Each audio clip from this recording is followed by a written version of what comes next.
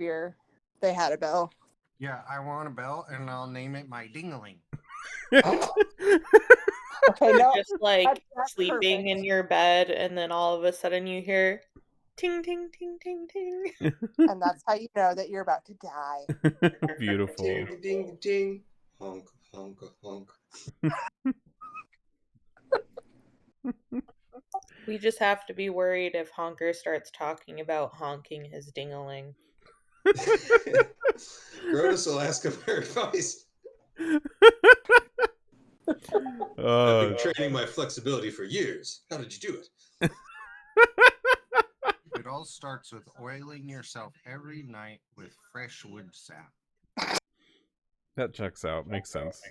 Been using my Kobo better. God. That's why I've been wrong. And I burnish myself regularly. 5 times a day I burnish myself. Yeah, you do. Well, I guess this is a fitting question then. Does your character think more with their heart or their brain? Or maybe something else. I guess. Oh, Maz is 100% heart. She does not use her brain. Checks out. Grotus has been waging a war against his brain for his entire life. Yeah, we all knew that. So yeah, Heart won a long time ago.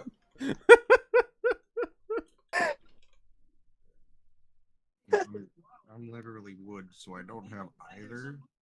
Fair. Aw. I like to think Honker thinks for I'm Honker.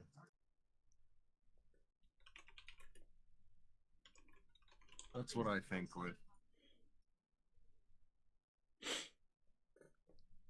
Heart, for sure. I mean, I guess considering the construction, you could say he thinks with his wood, but Maybe Honker's like a Build-A-Bear, and when he was made, they put a tiny little wooden heart in the middle. oh, there you go. Aw. That's so precious. Adorable. How about you, Brad? Heart. Heart. All heart, no thanks party. Got a lot of heart here. Let's see here. Look, we've met a lot of people with brains in our journey who can't get shit done and keep asking us to do their crap. So clearly, having brains isn't all that people say it is. I mean, You have a point there. not wrong. All right, so anybody remember what we got up to last time? Here's something to help remember. Grotus went buck wild. Yeah. Honestly, there was times I wasn't really sure what was about to happen. Grotus is making goddamn sure the plot happened. That's why. No, the plot happened. Grotus is gonna arm wrestle with the plot and make it work. Pretty much. Oh, jeez. I know we got our asses kicked by some lizards or something. Sure did. Yeah. I'm looking a little rough. Chained up critters, yeah. So I got notes and I got good recollection. See, all I remember from last time is that Grotus and Honker put on a very moving puppet show about shiny rock collectors. And then we went and talked to the boring librarian, and Maz was very disappointed that there were no picture books. But she found the information that librarian wanted. So again, heart wins over brains. And he talked a lot, but he gave us information, and then Grotus took the lead, and I don't know, Maz is here. She doesn't know where they are, but she's happy to be invited. I forgot about the puppet show. Yeah. That was great. Yeah, that was the initial plan to try to get information was to bait people with incorrect information and Wasn't sure how make a hot of a well topic actually it was. person pop out of the woodwork. Don't want to reveal our real intentions and don't know how hot of a topic is. Grotus decides the best thing to do is just act like a complete jackass and somebody will come and correct you with a well actually, without actually divining the fact that you want to go to that place and fuck it all up. Indeed. And it worked kinda. Yeah. In a roundabout way. Yeah, We got got sent there. to the library and then like the city planner's office, and then found an entrance to Moonstone Hall, which is part of a like very old ruins. The city was basically built over and around. It's been forgotten and incorporated into the sewage system and so forth. We identified a mermaid fountain Mm-hmm. in one of the poorer districts. Yep. It was guarded by Popo. Yep.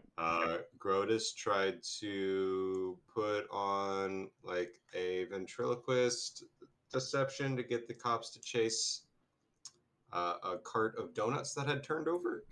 The cops did not take the bait. Cops are there. They were doing their job properly. Little assholes. So we ended up going to the precinct, talked to the head lady in charge there. Mm-hmm. Grotus didn't want to wait 20 minutes and raved like a madman until we got our audience and he was locked up and released. And then we went back into the place with our writ of, our warrant or what have you to proceed. Yep. Jumped down after being warned that they were rattling chains down there. And I'm like, oh, I ain't afraid no ghost. So we dropped in, and sure enough, there were beasties chained up to the walls of a grand hall. Or not to the walls, rather to the pillars in this grand rotunda hall. Mm-hmm.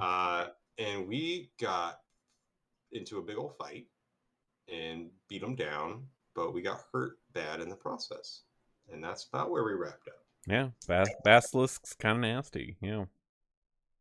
Oh, right. Basilisks. Did somebody get actually petrified? At one point, Braz was, but there was some like miss roll or something there that should have been rolled, and it turns out she wasn't actually. Somebody recalled that inspiration points can be used for the near-death experiences. Yeah. So yeah, like there were some people that got like slowed during the course of the battle, which but nobody got like fully turned to rock. And if you get slowed enough, if you get slow 4, slow 3, you're probably a rock. Well, if I think with the slow, because like that's a whole separate condition from petrification, but like it was like each level of slow reduces the amount of actions you can take. So like 1, you can only do 2 actions. 2, you can only do 1 action. 3, you just can't take any actions anymore. But I don't think you're like stone unless you are petrified that particular status. But yeah, got a little beat up there, and you guys had kind of come back up out of the hole, and the guards that were like washing around there were kind of surprised and concerned at the state of you guys. But you had mentioned that you took out the stuff that was on the chains, but you might need to regroup a little bit for going back down there. I think that's where we left off. Yeah. So I think we left off needing 1 to rest and do more wound care. Mm-hmm. Long rests don't actually heal that much HP, I think, in this one, right? I don't think so. It's not like you sleep off a million stab wounds in 5th edition. Yeah, it's not quite the same, but I think it still does some. But let me. Yeah. Oops. So we need that. We also should probably do some quick shopping for potions and antidotes. It seems like, and again, I don't want to sound too brainy, but these nerds that we're up against tend to like poisons and reptiles and amphibians and things of that, and plants. I think one of the first traps we got was friggin' spores in the face, and they're nasty stuff. I think we should have some antidotes and that kind of crap on us. Yeah, I mean, That's and you probably- did find. I think it might have been Baraz who like took some blood from the basilisk. Oh, right, basilisk blood. We have basilisk blood or basilisk spit or something like that. Yeah, I think somebody had some, which is useful for that sort of thing. But yeah, probably a good idea. So yeah, we're back up in town for the moment. A little beaten, a little bruised. Taking a rest. Kind of reformulating the plan of attack. We didn't quite get into the place. We got into like the kind of open cave-ish of sorts outside of the hall. We got on the front porch. Yeah, we got to the front porch. We got in the front porch. We saw that there is some sort of lovely rotunda, but didn't quite pop in there yet. The chained up dogs outside were a little nastier than we expected. But yeah, let's see. So in terms of buying stuff, and of course, since we're resting as well, if people want to do medicine checks on people to try to heal up a little more. Looks like Honker's fine. Alright, well, that's not going to do anything with that roll, unfortunately. Let's see, Maz, were you doing any medicines? Ooh, Grotus, nice. That would be a Grotus. That would be a crit success. So it would be the 4d8 on whoever it is you're healing, if it's yourself or me. Okay, yeah. Resting? Yep. Or are we preparing a long rest? All right. Okay. Stand by. Okay. Now you will see the power of a true. What kind of bard am I? That's a crit success on you, Maz, too. Multifarious polymath bard. Oh dear. I'm just gonna start healing people. That's all. So who Alright. needs it most? Grotus. Uh, Okay, we'll toss one out to Grotus. This will be a level 3. Okay. What do I roll, Moog? 4d8 for the healing. Who are you healing, Maz? Myself, I think. Yourself? Okay, yeah, roll 4d8s. And then I'll heal Bras with a level 2 spell slot. Forget, how do we heal Scorch? Is it the same way as healing us? Yeah, we'll just say it's the same way. For all intents and purposes, he's basically another character, but he's just controlled by you instead. Okay, so 18 healing to you, Moss. That mostly gets you all the way up. Let me fix that for you there. There you go. Scorch needs some too. Yeah, Yeah. he does. He got a little bit up by the basilisks in that fight, too. Okay, I can use a level. Some patches of fur. He's looking a little funky. He always looks a little funky. How dare you? I didn't say it was a bad funky. I groom him every night. I can't do it in combat, but I'll give him another level 1. My healing is basically 1d10 plus 4 per Nice. spell slot I'm willing to burn, essentially. So it's actually pretty decent. Yeah, I mean, pretty much. I mean, everybody's pretty much topped up. Just single digits that they aren't on a couple. So pretty good. Pretty good. Just have a little bit of a scab on my knee now. It's fine. Yeah, he's got little boo boos here and there. All right, so that's all good. I'm taking a rest. If we're doing a little shopping, what are we looking for? I know you mentioned like kind of antidote type things, that sort of stuff. Also, just regular ass healing potions. Those would probably also be a good idea.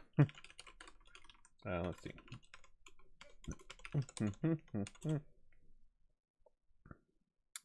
Let's see what those run.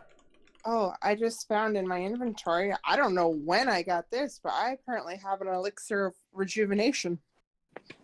Yeah, how much does that do? Let me see.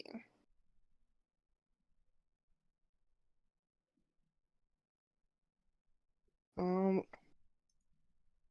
I'm reading this right, it gives you everything.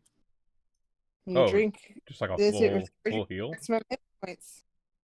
Shit. And basically looks like it puts you back to perfect. Well, damn. That's handy. Let's I don't know see. where I got that. So, for healing potions, let's see. So you head into the market in town, take a look around, and you are able to find kind of an apothecary type shop. And it looks like actually, at least from a sign that is out front, it looks like they're having a little bit of a sale right now, which is handy for your pocketbooks a little bit. Healing potion wise, let's see, what are the general going rates for these? Okay, so for healing potion lessers, normally those do 2d8 plus 5, and normally those are 12 GP, but they're having a 25% off right now, so it's a 9 GP per for those. I'll just type these in here. And if you're wanting a larger one, they do also have healing potion moderates, and those are 3d8 plus 10, and those are normally 50, but currently they are 37. And then on the antidote side of things, let's see.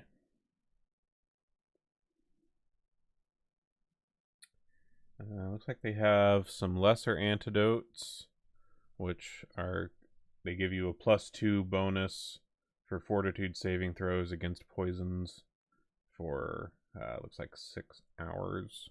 And so those ones are 2 GP. Antidote lesser GP.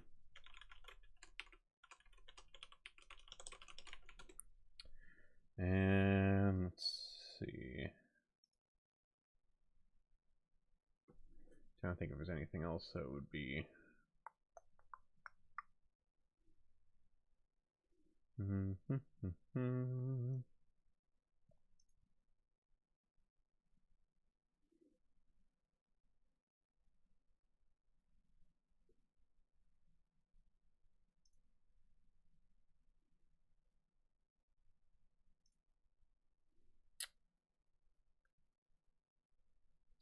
Where is anything from?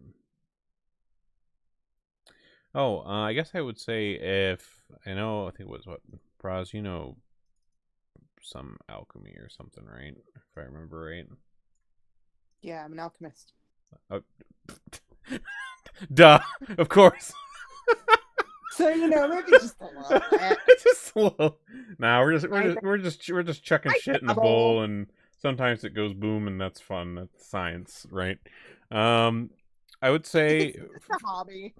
if you wanted to do some stuff with like the basilisk blood to try to make some, like, basically you could make a few things of like anti-petrification stuff. Like you'd be able to, pour that on someone or someone who got petrified or whatever, and that would help unpetrify them. I would say we could do I guess I'd say probably like either a medicine or a nature roll. I mean, it's the same either way in terms of your bonuses. But whichever one you're feeling, and I guess we can determine from that how many you're able to get out of it. Okay, 13 let's say you are able to get 3 from that.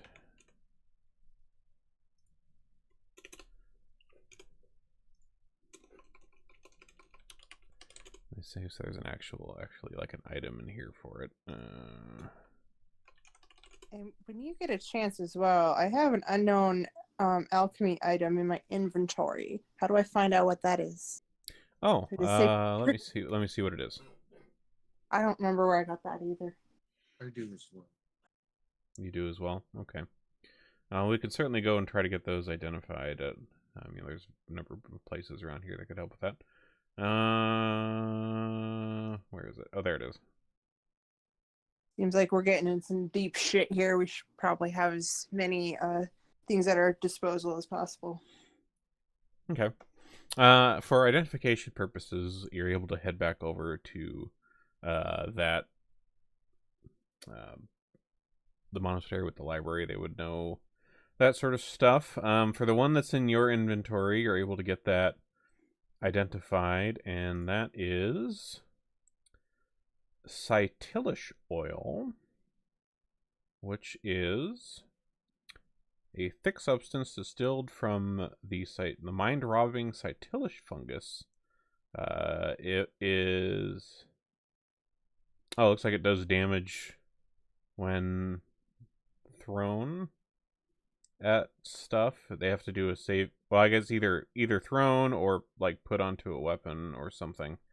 They have to do a fortitude saving throw, and it looks like over the course of several rounds it does more damage. So like first round it does 1d10 and then 1d12 and then 2d10.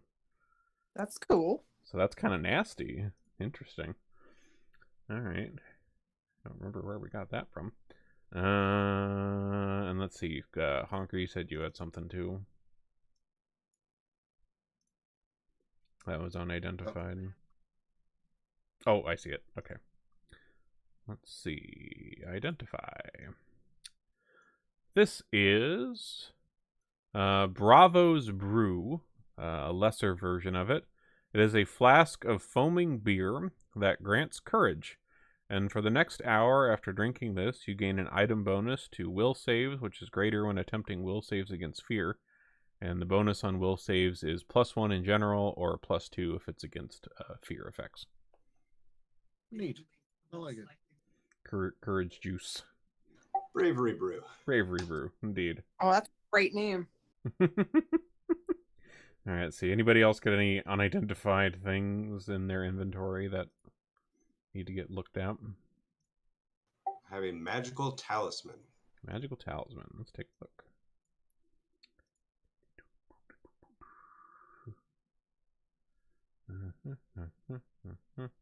There it is. Shark Tooth Charm. This dried bracelet is lined with charm shaped like a small shark tooth. When you activate the bracelet, if you roll a success on a triggering check, you get a critical success instead. If you roll a critical failure, you just get a failure instead. If you fail the acrobatics check against a grabbing creature, the creature must either release you as a free action or take 2d8 piercing damage as the shark teeth momentarily emerge from your skin. Oh, so it's triggered by an attempt to escape using acrobatics, but you haven't rolled yet. Yeah, so it looks like it's for people trying to grab you. Yeah. You can make shark teeth pop out of your skin. Neat. Oh. Wild.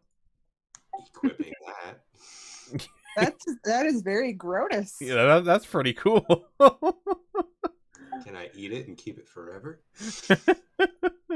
Then the teeth come out of like all the surfaces on the inside of your body, and it's probably not that good. Probably not that good.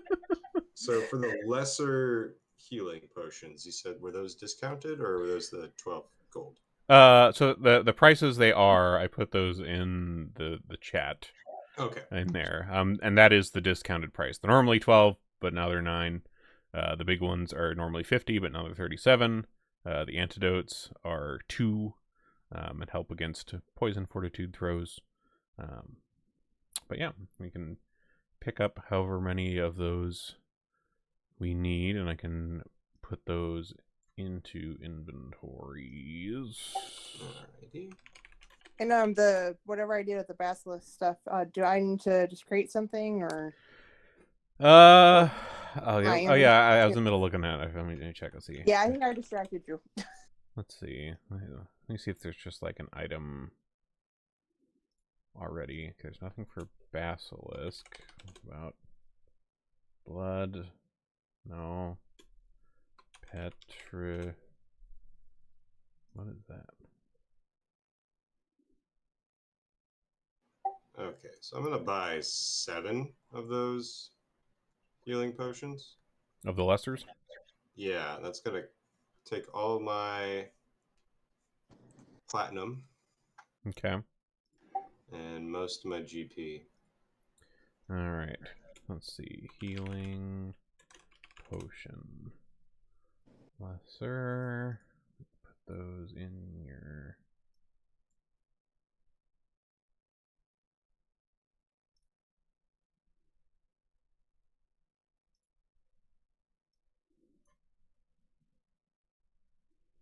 Change that to 7. I have like 16 platinum if we need me to buy anything. Damn, girl, where'd you get all that? I've been letting you guys buy everything. I mean, I have been too. I don't have that much platinum. Yeah, I think for the basilisk stuff, I guess if you just make like an item in your inventory and just call it like anti-petrification juice or something and just say you have 3 of them. Yeah, although I did find something very cool sounding. I was looking up petrify to see if there was like, you know, some item with that, and I found a thing called a petrification cannon. Ooh. Which is a cannon built from a taxidermied body of a basilisk, and it functions as a +2 greater striking double-barreled musket, and it fires a beam of energy that transforms flesh into stone. I think it's just coating them in rock salt until they become stone. And how many of those anti-petrification things did I make? 3 with the roll that you did. Look, I'm not saying that Maz would like to haul a basilisk out of this sewer, I mean, it was just down the stairs, and but she would like to haul a basilisk's corpse out of the sewer. Oh, I would help you with that. yeah, this this definitely could be doable. This is an interesting thing here, because it says the for the crafting requirements, the initial raw materials must include the body of a basilisk, which they're just down some stairs. Oh my god. We had a nap, we had some Gatorade. We got some energy to go drag a corpse. Yeah, it sounds like it just needs to be petrified, and then, you know, just some kind of like that's a totally random find, but I mean, if we want to try to make this thing, that sounds kind of wild. So yeah, once per hour effect, a beam of coiling energy can leap from the petrification cannon at a target within 60 feet, and they have to... Oh shit. The target has to succeed against a fortitude save of 34 or be turned to stone. Holy shit! Hey, Maj, you want to go drag corpses? Oh my god! You know it, sis. That sounds hella fun. And it's evidently also worth like 6,500 GP. We'll be back. You know what the fuck? Why not? Let's get crazy in here. That could be fun. I mean, you guys have... hey, actually, if you're wanting to make some kind of gun with this thing, you got a whole troop of dwarves that specialize in explosives and artillery, basically. See, it's fate. This was destiny. Oh my god, this is gonna be great. I love this. All right, yeah. So yeah, why not? Let's see. Was there, aside from the 7 healing potions that Grotus bought, was anybody else buying any for themselves or anything else? You guys think we should get some antidotes?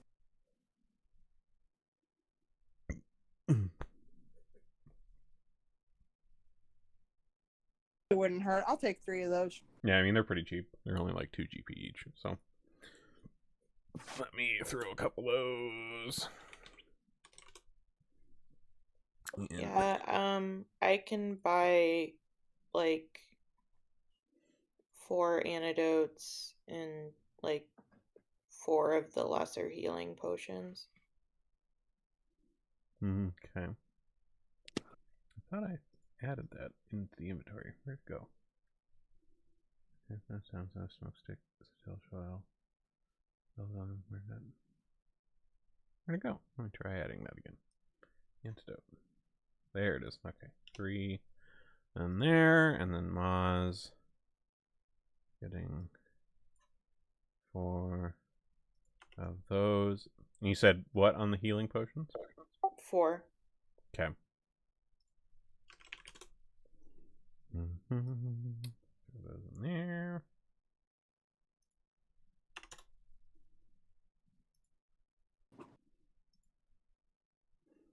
Okay.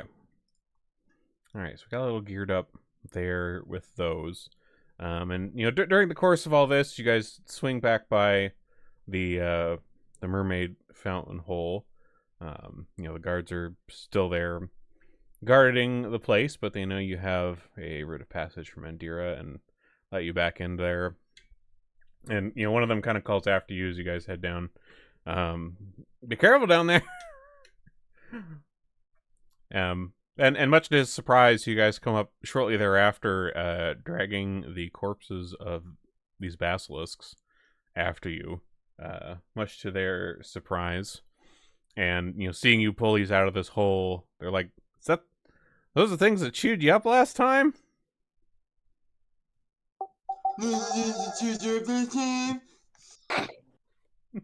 Yeah, but we won, so now we're going to use their bodies and show them who's boss. Well, I mean, to the hunter goes the trophy, I guess. It's a thing that makes trophies. I'm going to build a statuary. Interesting. Well, People would be more useful if they were just made of rocks. well, Brutus, you can't just say that out loud. Who said that? Fuck, we got ghosts again. Ah. All right, so you managed to haul these back to the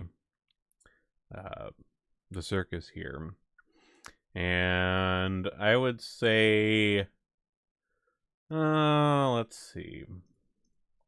In terms of taxidermying these things,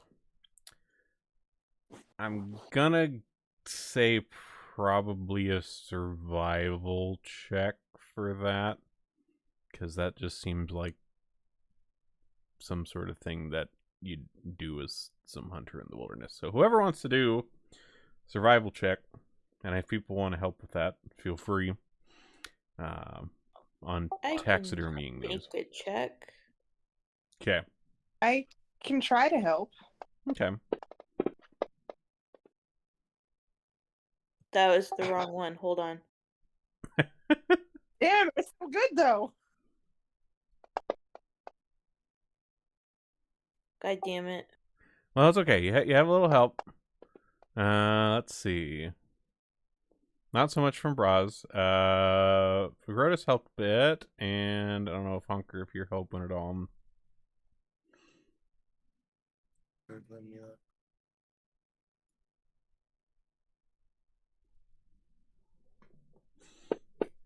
No.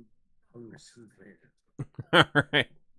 Well, Grotus seems to at least know a bit of a way around taxidermying animals, and you're able to do it successfully. You feel, it's definitely not the most perfect, beautiful taxidermy job, Um, Oh, I But- suppose I should have used a hero point. I have like 6 of them.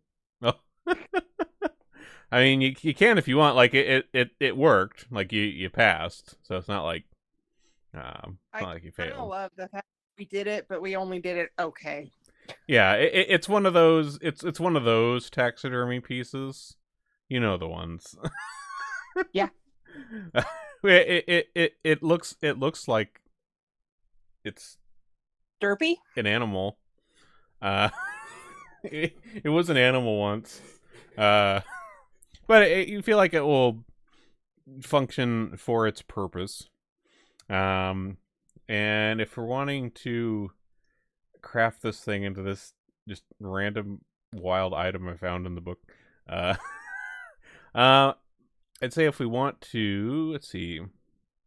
You figure talking to the Dwarven Throwers would probably be a good idea since they know their way around, firearms of a sort.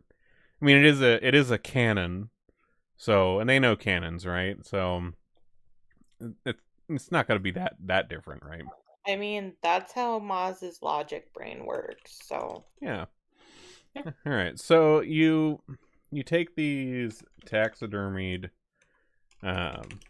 basilisk carcasses over to the Dwarven Throwers, and very excitedly try to explain to them what your harebrained idea is with these. You're like, they turn stuff to stone. We want these to turn stuff to stone, but like boom, and Okay, so just hear me out. What if we made a stoner cannon and it turns everything into stone? Because, like, these things are pretty fucking terrifying. And so if we had one that we could use as a weapon, we would be pretty fucking terrifying and nobody would mess with us.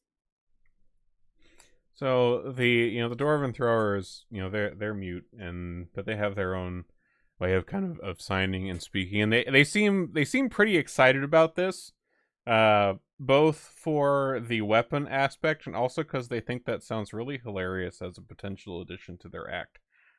If turning things to stone and then maybe depetrifying them, and explosives. This is the shit they're all about. They are all for this. And they get to work on kind of putting together some kind of apparatus with this to get the boom you're looking for, as well as using the latent effects of this creature that you guys slain. And they do manage to get this put together, this petrification cannon.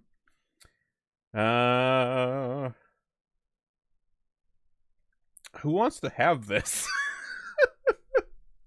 Maz When he fucking was- wants it. Maz really wants it. Okay. That sounds like the funniest is for Moz to have it. All right. Let's see. Let me grab this here. I mean, that makes the most sense. You have a rock god, and then you have something that can turn things to stone. that does make the most thematic sense. So, She is becoming God. oh no. Oh, this might be a mistake. And let's. From this end of the machine comes the truth. Oh, whoa. They added a new tab to the character sheets. What is this? There's a tab called Activities? There's so much room for activities. Yeah. Oh my god. Oh, this is like. Oh, it's got like your battle medicine in here. It's got like your items. It's got like skill activity. Oh, this is actually really cool. Stuff for like all your movement. Oh, wow. That is a really neat addition. Whoa. Especially So much. Yeah, I mean, especially just for just kind of knowing options of stuff that you can do. That's that's really neat. Let's see. How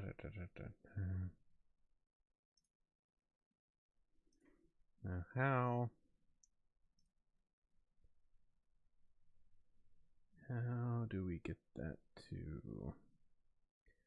Well, it looks like it doesn't automatically make like an action for it, but it's in your inventory now, and it looks like once an hour it can go boom and turn stuff to rocks. So I look forward to the broken ways that will be used in the future. This definitely will not blow up in your face at all. I am sure. No. Oh, that I don't think I had told either Quick or Sam. I think I was going to mention on Thursday when we were doing Baldur's Gate 3 again about the like absolute cheesiest shit that I discovered. That entirely skipped like a major boss fight. See, I think both of you have gotten like past Act 2, right? Or like pretty much to the end of it, right? I think. Oh, in Baldur's Gate 3, I don't think I have. You don't think I'm in the Underdark. Oh, you're okay. You're not there. Okay, then I won't say anything. But well, I mean, without saying anything about who or what, basically there is a fight where you can use a character to talk to the person, and then switch to one of your other characters that isn't locked in dialogue, go behind them, and kick them off into the void, and completely skip their entire annoying boss fight. It's great. It's great. All right. So, we feel pretty well equipped. We got potions, we got antidotes, we got boomstick. Yeah. I wanted to head back down on there proper this time and see if we can be on the front porch. Yep. All right. Sounds good. All right. So we'll just leave the map up how it is with us standing out here. We've been here the whole time. Everything was great. We didn't have to leave and come back. We're just here on the front porch having a picnic. All right. So, in front of you here are these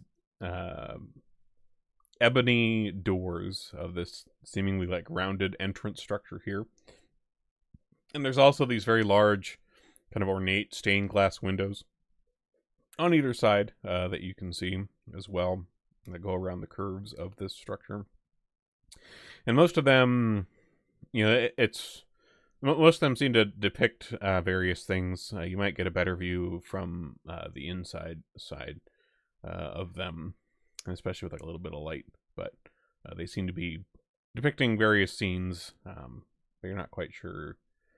You can't quite get a good interpretation from this side of things. The door is ajar.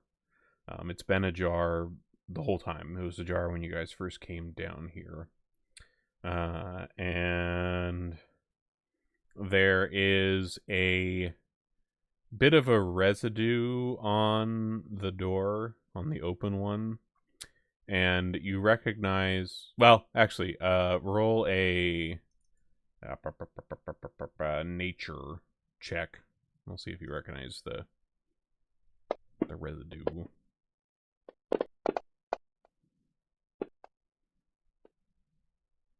Okay, Braz, Maz, you guys are familiar with stank, and you recognize this residue as the unmistakable stench of Zulgaths, the lizard guys that you've run into before.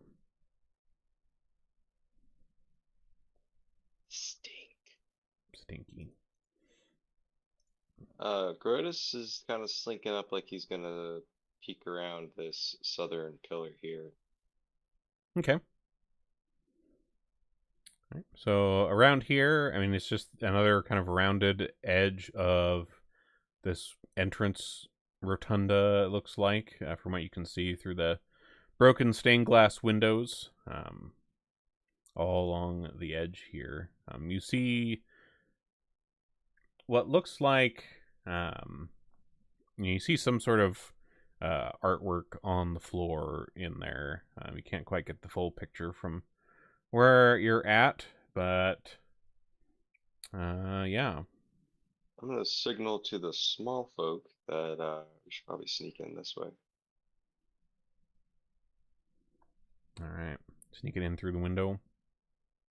Sneak, sneak, sneak, sneak. And Yeah. speaking of small folk, why is my token so small? Why is your token so small? Here, let me take it off, and then I'll bring it back, and we'll see if that fixes it. There we go. There we go. Map again, I Oh, here, let me reshare it again. thank you, appreciate it. Hell yeah.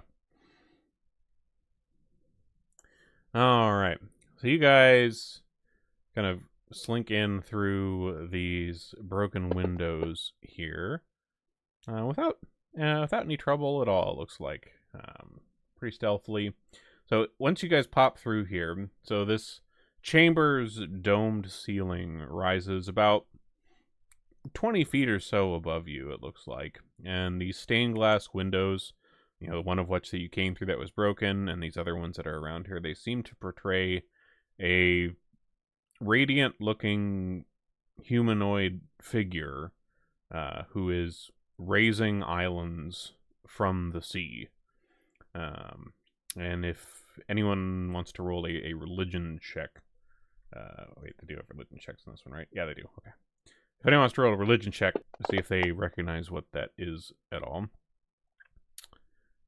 Nice. Okay. So Braz, you recognize that this depiction is you've heard a bit about this before. This god Aroden that you've heard. You also heard of him a bit back in Aberton as well in your adventures there. But this is a depiction of the god Aroden when he raised the Isle of Arran and the Isle of Kortos, which is the larger island in this chain. Kortos is the one where Absalom is on. But this is depicting him raising them from the ocean back during the time that he was around. The artwork on these, like the stained glass work on these, is quite breathtaking. But many of them, you know, including the one that you guys came through, are, you know, marred by cracks, and there's shards of colorful glass all over the floor in front of the ones that are broken. And you notice as well that the walls, like in between these, are kind of marred with these crude paintings of humanoid figures and what look like demons, and also symbols that you're not entirely familiar with. But they all seem to be drawn in blood, and there is an unpleasant kind of coppery odor lingering in the air, along with the kind of stank of Zulgaths. I like it. I'm sure that can't be good. Did you say, can you lick it? Yeah. Yeah, you can. Does it taste like blood? Sure does. Just making sure. I guess the real question is where does Honker know what blood tastes like? I mean, we're circus folk. I'm sure we roughhouse. I guess that's fair. But Honker, then you Honker's have a bit to- of a biter sometimes. He's got those big chompers. Exactly, you would have to think. Honker doesn't bleed himself, so he would have to know what other people's blood tastes like. Oh no. I think from the last two, like Jack in the Box IEDs, he probably got a couple blood splatters on his smiling face. Yeah, he probably did. But yeah.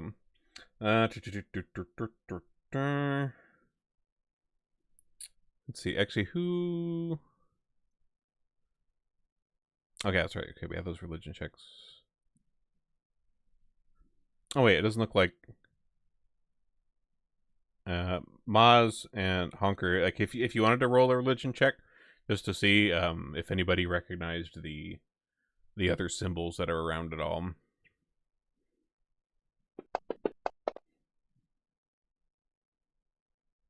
Okay. Just Maz, actually.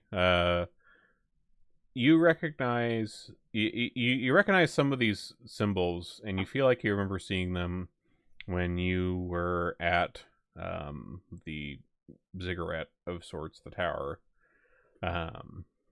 earlier. And from what you recall about, the stuff with the Zolgaths there and some of the info that you got at the monastery,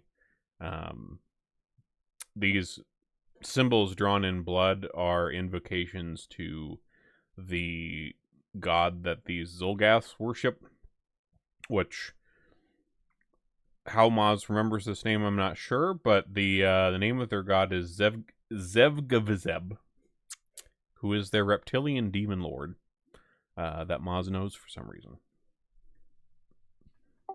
Don't worry about it. Don't worry about it. He had We've learned to test and not ask questions. he had a cool name. Zeb. Yep, Zevgavizeb. They thought it sounded like a noise that Grotus would make. It is kind of a fun sound, isn't it? Maz just has a completely innocent fascination with learning about cults. It's fine. Lizard cult. This becomes his new stealth hum. I love it. It's a noise.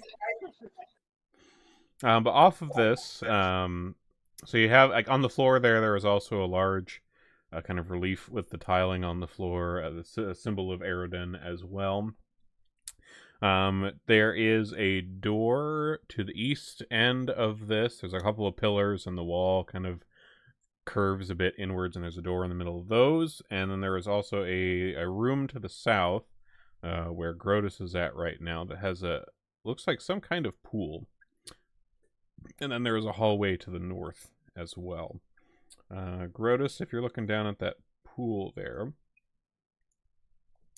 So down here, the walls of this room, and well, all of the walls in here are actually made of this very smooth, almost slightly pinkish marble.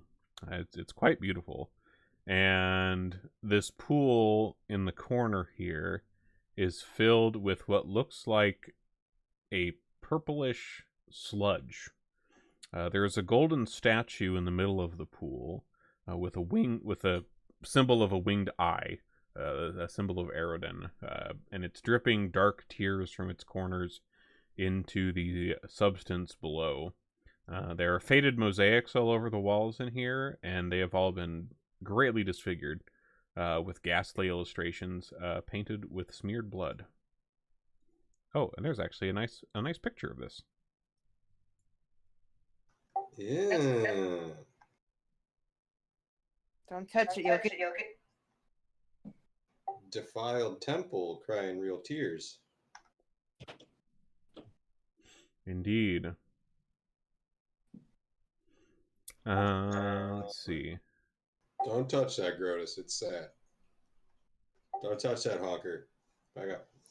He says that as my tongue is almost touching it, and I look at him and slowly pull back and then back away. I mean, again, it looks like jam. Do an Arcana check for me, Honker, since you were kind of checking into that pool there. Or an occultism check, either one, Arcana or occultism, up to you, your choice.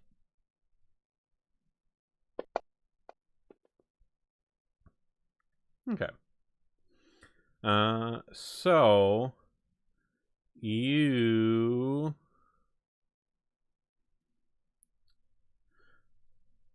from your up close examination of this pool, when you got your face up in it,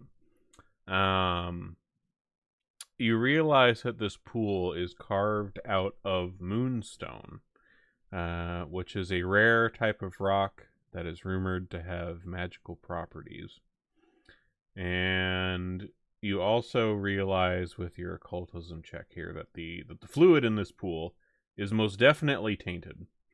But you realize that it is a taint that can be removed somehow.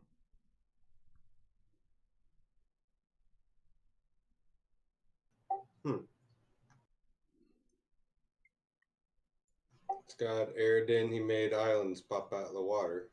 That's all I know about him. Probably doesn't like having all his shit defaced. What does any god? Yeah. I don't know. I don't fucking care what they think. Yeah. And you, like these mosaics that are on the wall, like they aren't like defaced in such a way that they're like destroyed. They're just like smeared with blood all over them, and all of these other things. So you can't quite make it out through the blood. But perhaps a little elbow grease. You figure you probably could. Yeah, Grotus will stumble over one of the more interesting murals and kind of take his do-rag from his back pocket and start wiping some of it off to see what it looked like. Okay. All right. So it takes about probably like a good 30 minutes or so to go along and scrub the blood smears off of these mosaics to get a good enough read on what they're depicting. And with the religion checks that we've had so far from people, these mosaics seem to depict 3 day-to-day tasks that are considered sacred to Aroden. One of them depicts a carpenter building a chair. Another one depicts a musician playing a lute. And then a scholar copying a text. And from the occultism check there with Honker, you're able to discern that doing something related to these tasks within view of this eye statue in the middle of this pool should be able to cleanse it as you had expected. Grotus makes like an air lute and just makes eye contact with the rest of his troop and goes 2, 3, 4 and we jam on a perception check on a performance check there. Sure. So in terms of the things to do, and you're able to determine this, or Honker's able to determine this with the occultism roll that he did.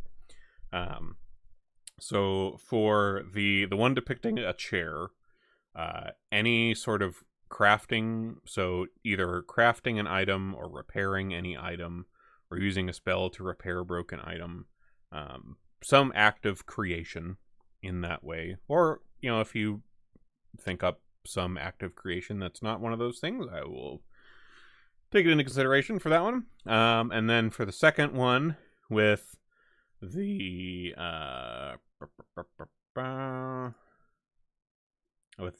musician playing a lute, that is a performance. So doing a performance of some kind, whether that's with music, performing a circus trick will also work for this. Successfully will count for that. And then the one with the scholar is a history of some kind, so using religion, society, or some kind of lore check to recall knowledge about Aroden, or other such relevant information and recount it out loud, or writing it down will count for that. So what do you guys want to do for these?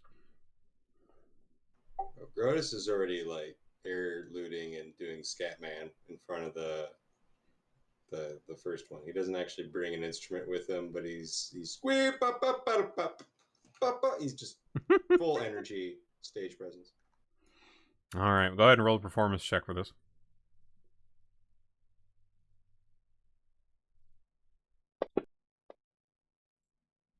26, very nice. All right, so you you feel, you know, you do your little your air jamming and your air scatting and everything else, and you feel, you know, you feel at peace. You feel like a kind of a bit of calmness, and you know, some kind of divine approval at your jam session here. So that's, you feel satisfied that this has completed that portion.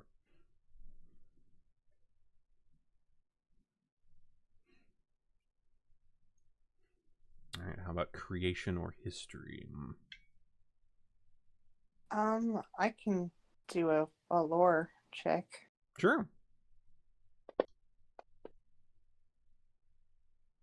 Ooh. Very nice. All right. So with this lore check, you try to recall anything that you can about let's see,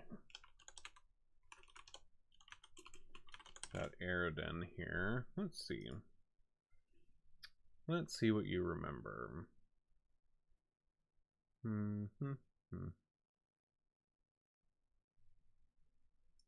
So you recount a kind of a former prophecy of Aroden that you remember hearing about. And so, like, after Aroden raised the islands from the sea and founded the city of Absalom, he became kind of the patron deity of humanity in the Pathfinder world on Galarian. And he was once prophesied to lead humanity into an age of glory, but on the day that he was supposedly supposed to return, he died of mysterious causes, which catapulted Galarian into what became known as the Age of Lost Omens, which is the...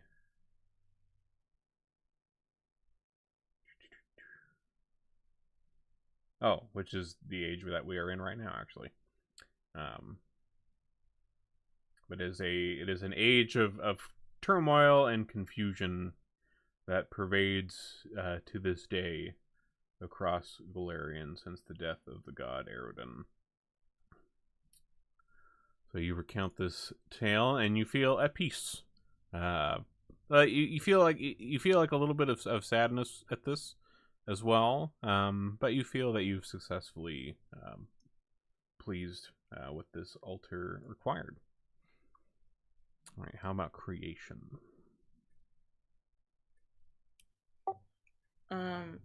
So Maz has some chalk in her backpack. Okay. And so she's gonna take out the chalk and crumble up a bit of it, and then take out a piece of paper, whatever piece of paper she can find. She doesn't care. And then she's gonna spit into her hand and make the chalk dust in her spit into a paste. And then she's going to finger paint a beautiful picture. All right. Of what? Yeah, of what? She's going to finger paint a beautiful picture of Scorch. Oh, that's wonderful. That's beautiful. All right, we'll call that acceptable as an act of creation. All right, so as you finish this here, you also feel at peace with your lovely finger painting of Scorch. Scorch doesn't entirely understand art, but he likes the attention and is happy.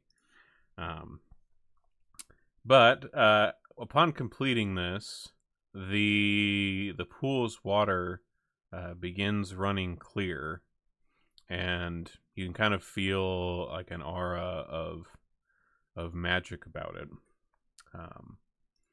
But aside from that, nothing else new seems to happen. Roll a history check for me, Alia. We don't have history. Oh, god damn it! I keep forgetting this one doesn't have history. Society? Society. Yeah, I think society is the closest one to history.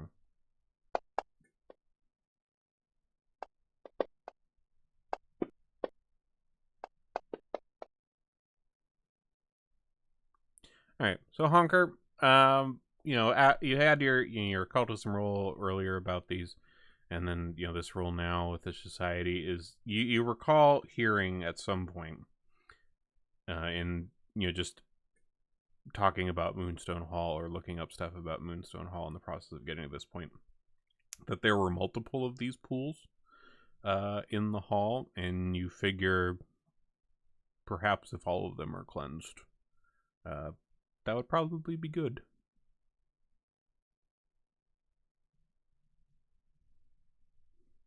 But for now, this one is good. Just gonna have to take the intrinsic satisfaction of a job well done into another room. All right. So in terms of other rooms, yeah, there's the door to the east there, and then there's also a hallway going to the north. There's a door in that hallway on the eastern side, and the hallway seems to kind of bend around to the east, up that way as well. Let's look at the door first. Looking at the door first. All right. So the door here, again, also seems to be kind of an ornate ebony door, like the one in the front entrance here.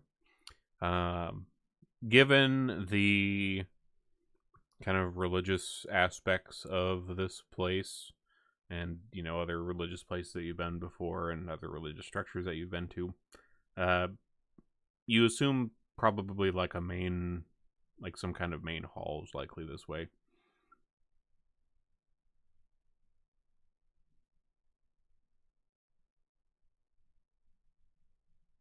Sneak in and check it out. All right. Go ahead and roll a stealth check as we stealthily open the door here.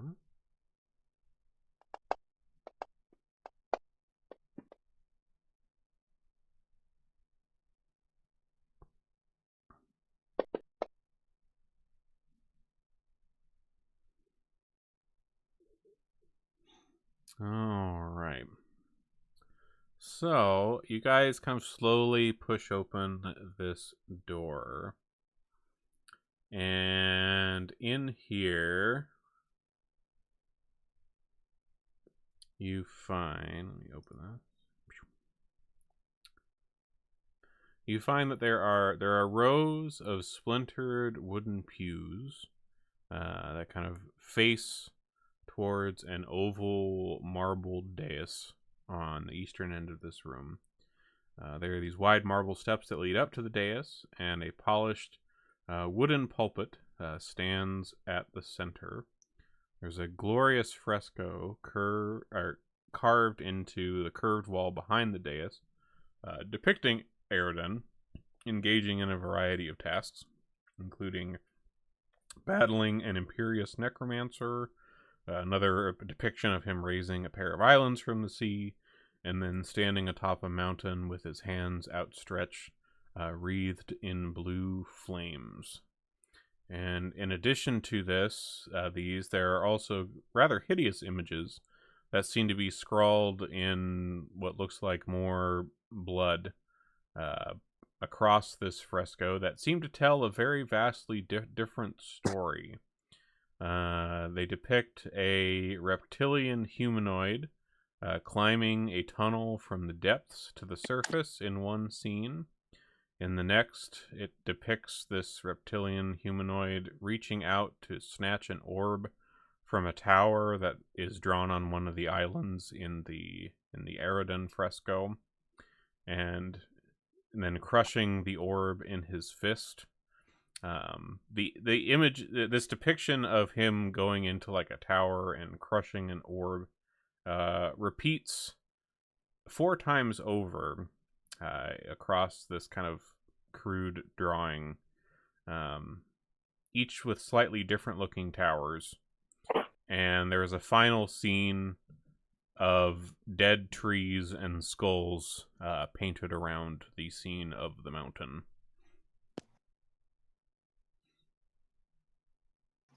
Well, I guess we know these guys ain't up to no good. It's not a social welfare program here. At least not for us Yumi types.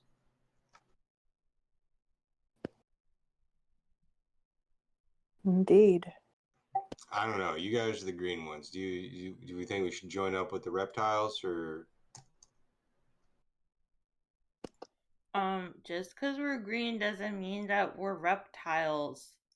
I didn't want to be insensitive. Maybe I'm not locked into like my own like beige, warm-blooded perspective. You know, like is the dead tree skull things that should we be working towards that, or we're good killing these guys some more? We can kill them. Okay, we're on. Okay, so same thing. Okay, all right. Yeah, cool.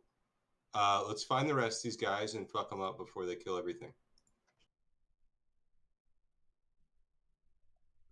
All right. All right. Okay. Whew. I was worried that we were just beating down on some emergent religion. And I'm not cool with that. But my spinning moral compass says these guys go down. All right. From this room here, there's a door kind of to the northeast. There's a door to the southeast as well, and then of course there's the hallway back out off the main kind of lobby area as well. I feel like poking around this room. Like, there's a way to. Is there an investigation? I believe so, or perception. I think perception is just kind of perception. Seems like this place is big enough to have a secret or two. But not for me. All right. Let's see. Don't worry, Grotus. I'll share any secrets I learn with you. So, Braz, you take a look around, seeing if you can find anything. You find there is a little shelf in the pulpit at the front of this place, and it has a couple of things. It has a strand of look like prayer beads with Aerodonite iconography on them. There's also a scroll and a leather-bound religious text that seems to have some prayers and rituals about Aerodon in it. Let me go ahead and put these in here and party sheet. You're not quite sure what the scroll is, but with some identification, it would be able to be found out. Let me just throw these here.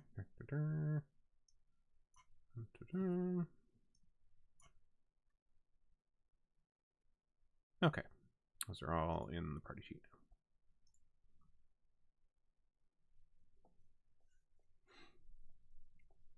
The book, at least, the leather-bound text, at least, with the religious stuff, is actually in pretty decent condition. Might be worth a little something.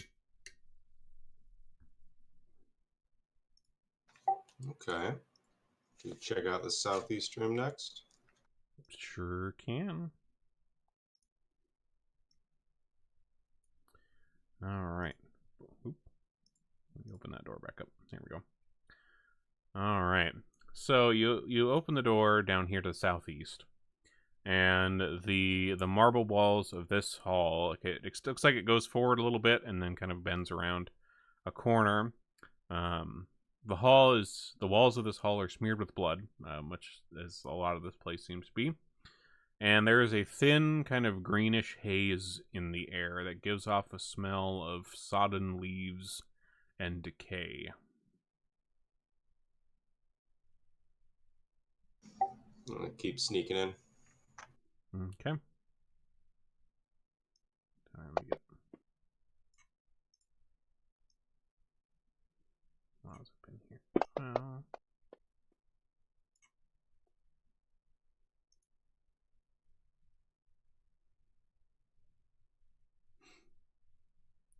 All right. So, Grotus, as you come around the corner here, there is a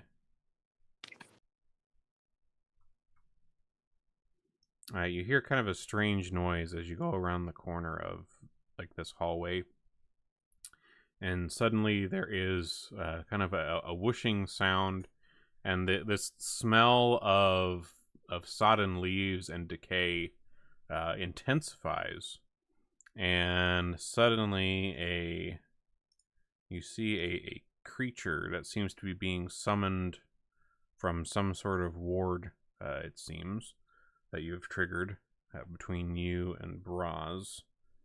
Where is... That's the rune for it. Where's the actual thing? Ah, here it is.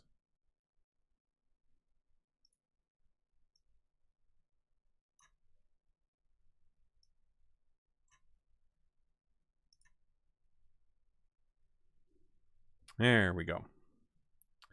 Alright, so there is a large reptilian creature that appears amongst this haze here.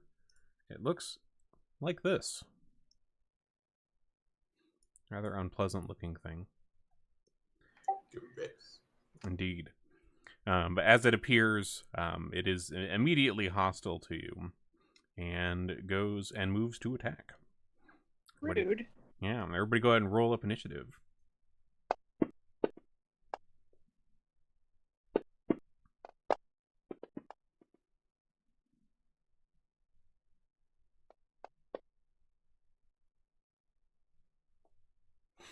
All right.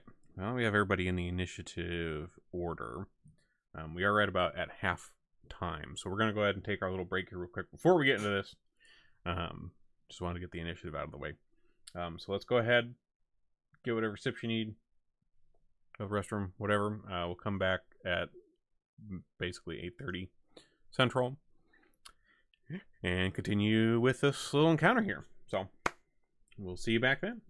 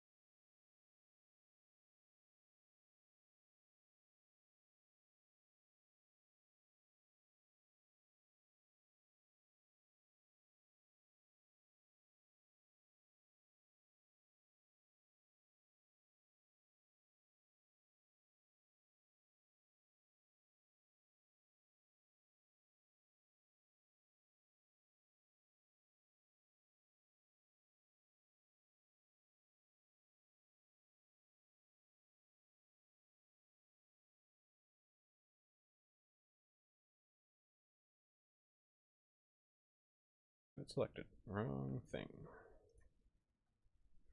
With its claws.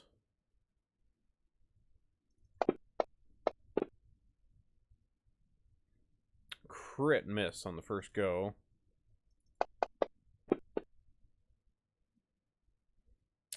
And yet still... Damn. All right. Jeez. Crit misses and misses across the board. Great start for this guy. Which brings us to Gross. Let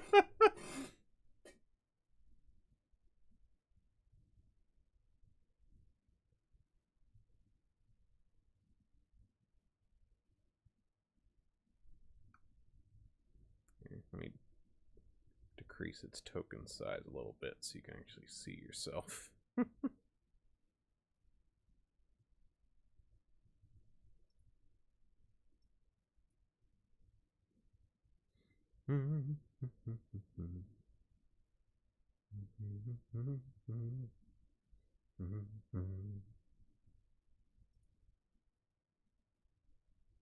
Or is Grotus not back yet?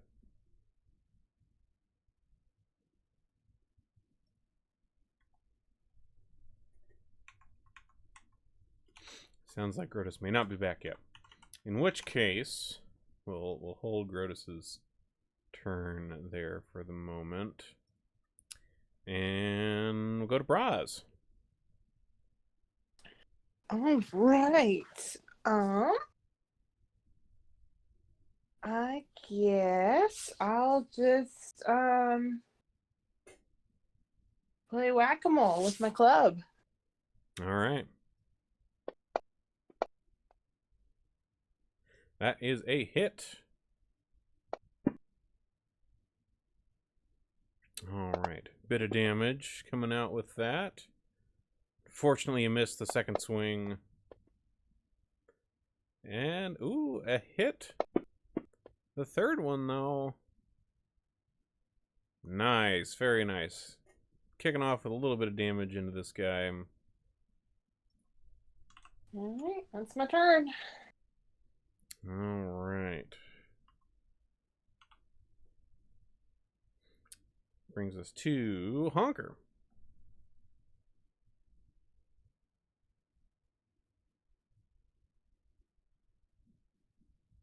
Yeah, I'll do a chill touch on it. Okay. Fire away. That critically succeeds its save against the chill touch.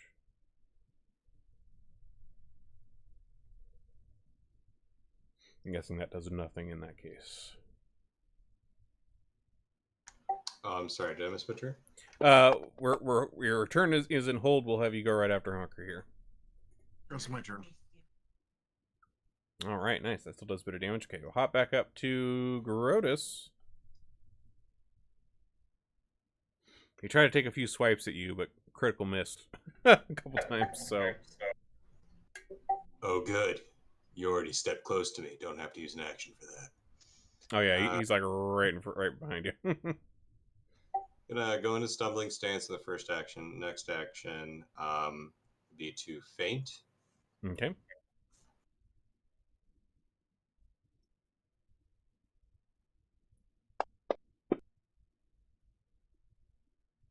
Nice. All right, that's a success with that. Okay, so he's flat-footed to me for this first attack. All right, blast away.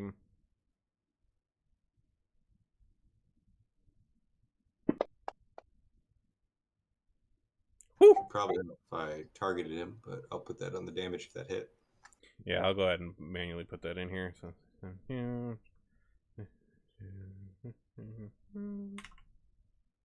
Oops.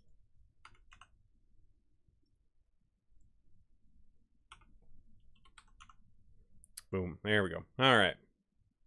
A significant smash with that strike there, Grotus. And I think that's all three yours, right? Okay, so, and then he's got to do the save against the stunning strike because I'm doing the flurry of blows. Oh, right. And that was trying to remember what that was that we figured out last time. I have it here. Let me see. Stunning Fist. Focus your power, overwhelming thing. Whenever you use a flurry of blows, you can try to stun the creature. If either strike hits and deals damage, the target must succeed at a Fortitude save against your Class DC. Fortitude Stunned save. one. That's right. Okay, Fortitude save.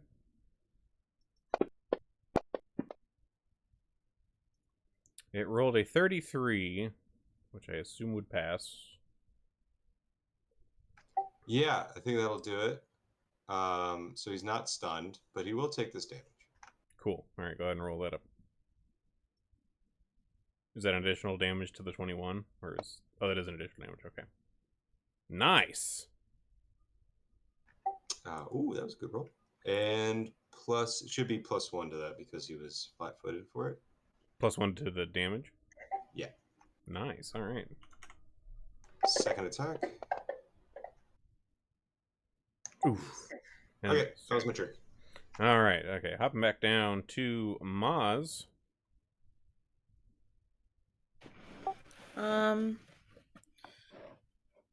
Since I have this handy actions thingy with all my other shit, I'm going to use Goblin Song on the enemy. Okay, what does that do? I don't think we've used that one before. So basically I sing really annoying goblin songs to try and distract my foe with silly and repetitive lyrics. I need to roll a performance check against the enemy's will DC. Okay, let's see what that is. Go ahead and roll the performance check. Let me take a look at what its will would be. Sample of Goblin Song from Pathfinder lore. Goblins chew and goblins bite. Goblins cut and goblins fight. Stab the dog and cut the horse. Goblins eat and take by force. Goblins race and goblins jump. Goblins slash and goblins bump. Burn the skin and mash the head. Goblins hear and you be dead. Hoo-ha! That's fantastic. That is great. Just Okay, keep chanting that shit. so according to its save DC for that, your roll would have met that, so that passes. That succeeds with it meeting it. And so it is. What is it? What is it? The effect that it gets? So on a normal success, it takes a -1 status penalty to perception and will saves for a whole minute. Cool. All right. So it's got that -1 on those. What else are you doing for your other actions? That is a great question. I will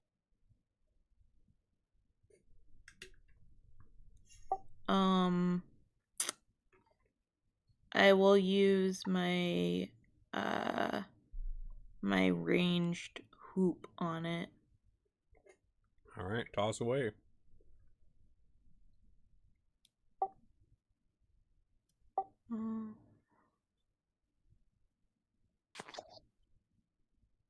Had to make sure I changed my target so I don't attack Grotus.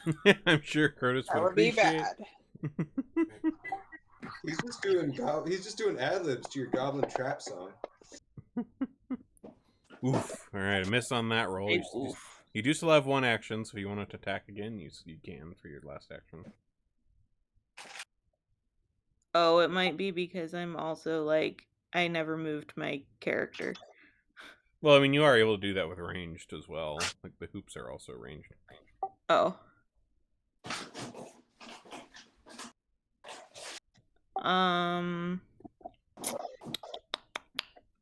Yeah, I'll just try attacking again. Okay. Blast them.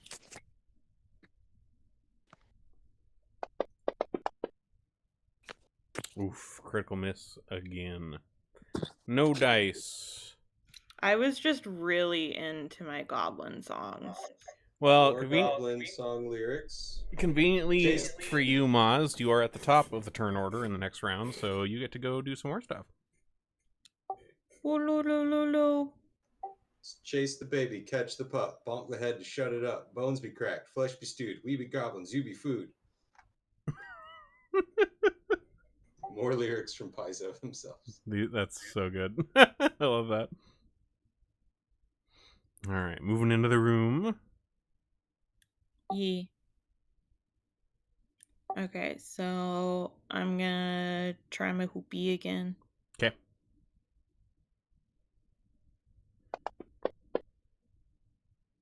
That is a hit. Yeah. Roll them up.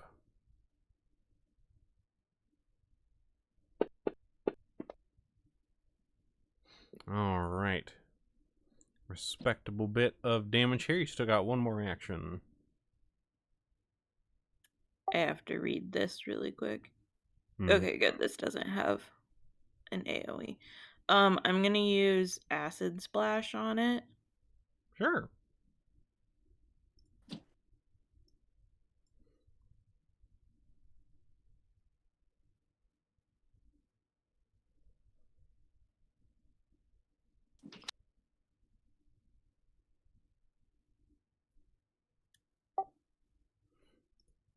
And are you, let's see.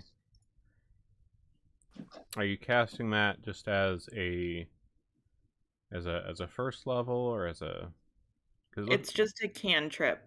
Oh, it's just a cantrip. Ah! Whoa! Sorry. Oh, Well, it looks let's see here. Well, what the heck? We'll take the one that hit out of all of those. Why not? there's acid everywhere. It's acid everywhere. It's hard to tell. Like the room was already kind of full of green mist, and now there's more green mist. I have to hold down Control to talk, and Oh. I accidentally tapped the button to cast. Oh. Whoops. All right. Go ahead and roll that d6 for that. All right. Nice. Looks like that takes a persistent 1 acid each turn from that as well. So this thing kind of squeals from the acid damage getting into its scales. Do you need me to cast the... No, I'll just keep track of it myself. It's fine. All right, Braz. Whack-a-mole time. Whack-a-mole time. Oof, a miss. Ah, fortunately, another miss. That one's a hit, though. All right. Bonking away in this little hallway, the large lizard creature here. It bites at Grotus here. Misses. Misses. Goddamn.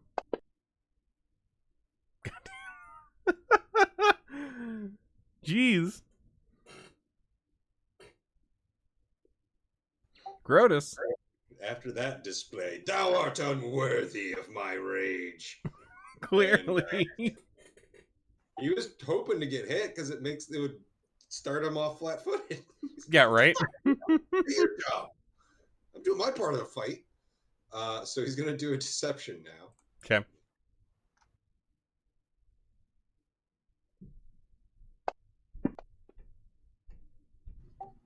He's disappointed by anything that's not actively killing him good enough. All right, and that's is that against something that's got a roll, right? Yeah, that's the feint ability. That's the faint one, okay.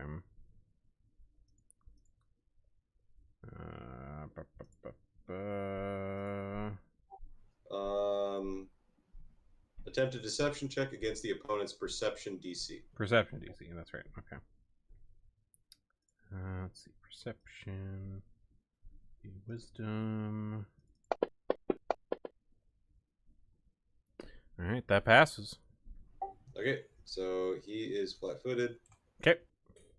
And I'll punch him now.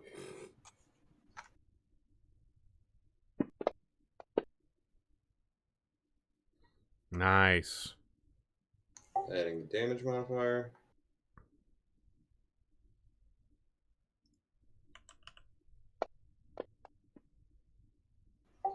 Bango. Very nice. He's going to do his DC save, his fortitude save against my DC. Okay. Fortitude. It rolls 31. I think he passed again. Mm-hmm. And so he's just going to get punched again. Cool.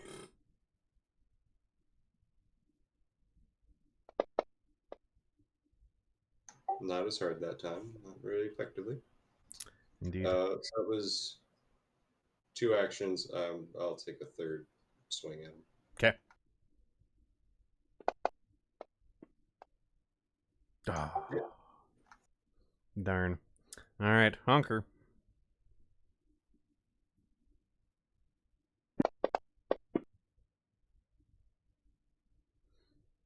All right.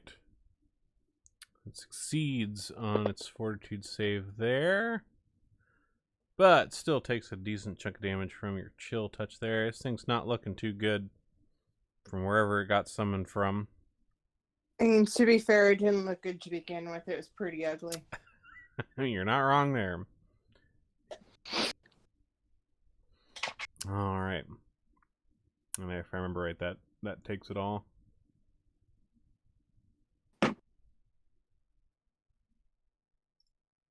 Okay. All right, this thing. Let's see if it actually gets anything off. God damn. All right. Biting. That's a hit. Okay. So.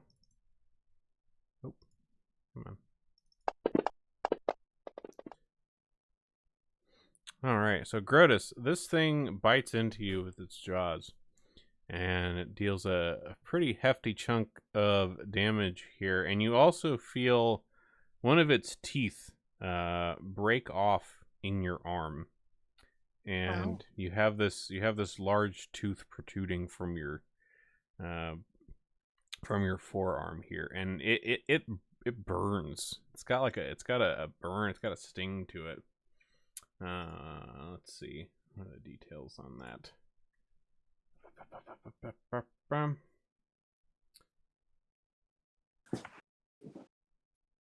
Okay, so as long as this tooth is in your arm, you are taking 1d6 persistent damage and are drained, which prevents you from. Well, looks like it basically like reducing your max hit points while it's there. So you'll need to get that out to get rid of that particular condition. And after it bites, it tries to swing with its claws a couple times here. Totally whiffing those. But Grotus. All right, starting off with a flurry of blows because he's flat-footed from successfully meleeing me. Mm-hmm. And I got something planned for the final attack. All right. Bet you'll figure it out in one guess.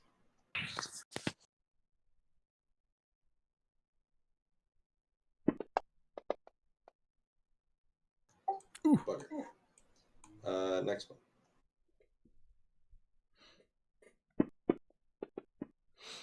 One of these has got a hit. That nasty bite was looking a bit like an act of desperation there, and doesn't have much left. He's gonna get deceived. Okay.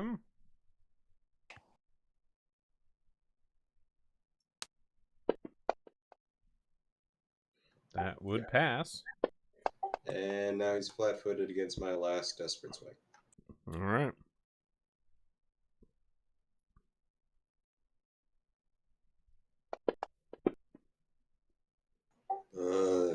My turn. Damn. All right, Maz, see if you can finish this off here. So Maz is gonna use her hoop.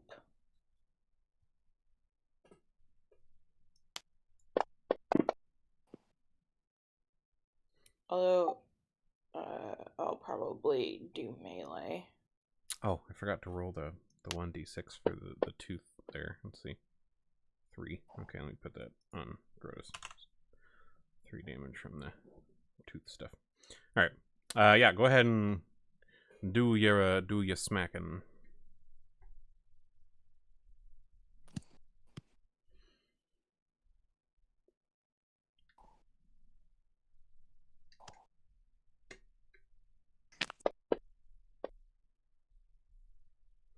That's a hit.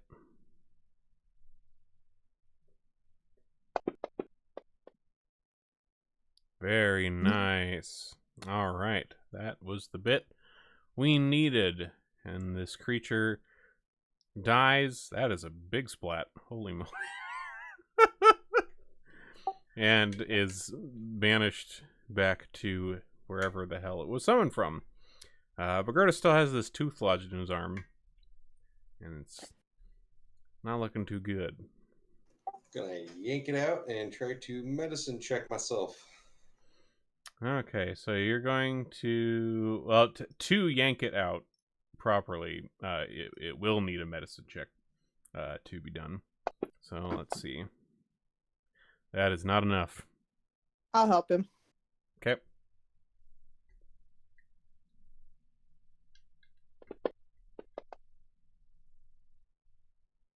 Hey, that is exactly what we needed. Braz, you are able to get this tooth extracted out of Grotus, so he's no longer taking persistent poison tooth damage from that. And also, administer a bit of first aid in the process. With a 26, that would be a crit success from just a normal medicine check. So go ahead and roll 4d8s up for Grotus there.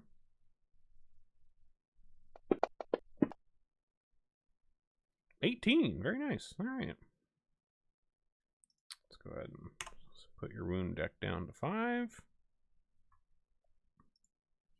Okay. And with the with that ward being triggered and this thing being slain, you feel that that kind of stench of leaves and decay kind of lightens a bit in this hallway. Perhaps you're not sure if that was just coming through the whatever summoning rune it had to wherever the heck it came from, but that seems to have been broken now. That the creature has been taken out. In this hallway around the corner here, there are a few doors. There's some single doors, 2 of them on the southern end of the hall, and then there is a larger pair of double doors to the west.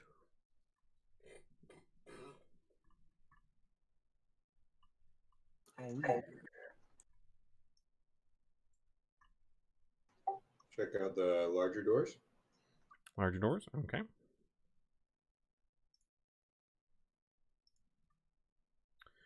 All right. So, the doors on this, again, are these kind of ebony doors that seem to be everywhere in here. There is a stone statue of a human man clad in a flowing robe. There's one hand raised in kind of a gesture of warning, it looks like. And then there is a burning brazier in its other hand. The statue looks like it has been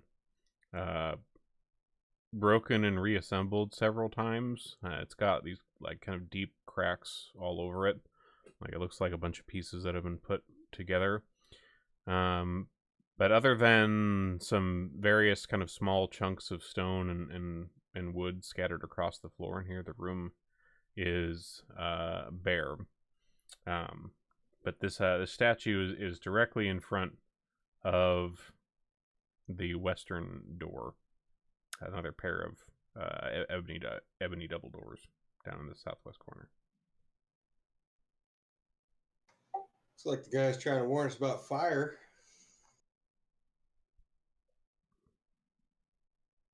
Don't like that. You want to look at the smaller doors real quick? Sure. All right, so these smaller doors back here. These rooms look to be both storage rooms of some kind. They're, for the most part, identical. They have a few shelves and things around in them. It seems like they contained various mundane items that were used in worship services. You see a few kind of moth-eaten priest robes hanging from brass pegs. The shelves here look like they are stocked with kind of metal pendants and candelabras and little bells and things. Various spaces on these shelves are empty. There's a, let's see.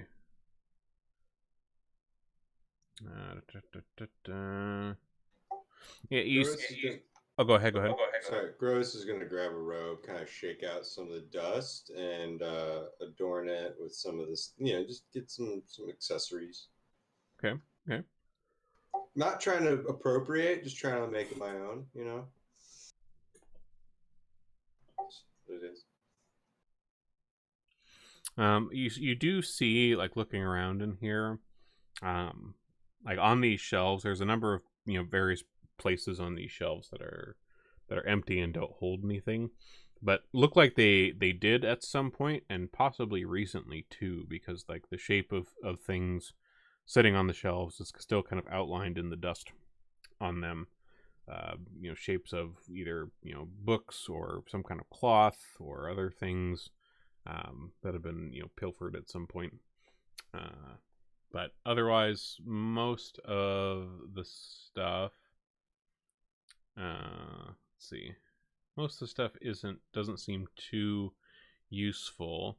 The only thing of note that you see is that there is a rusted stand in the corner that has a fairly battered looking iron shield on it.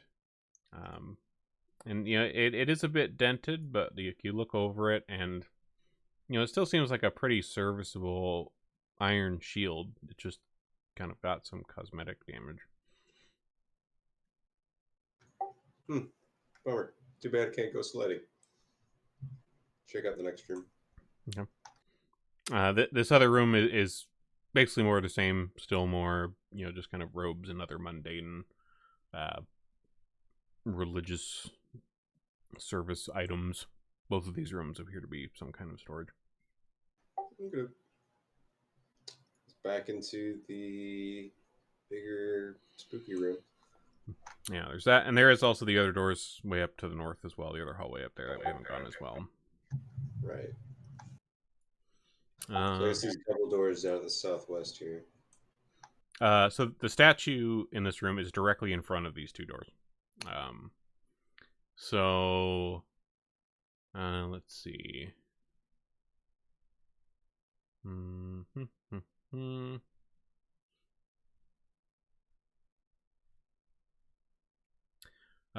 Everybody roll a perception check. Looking around this room here.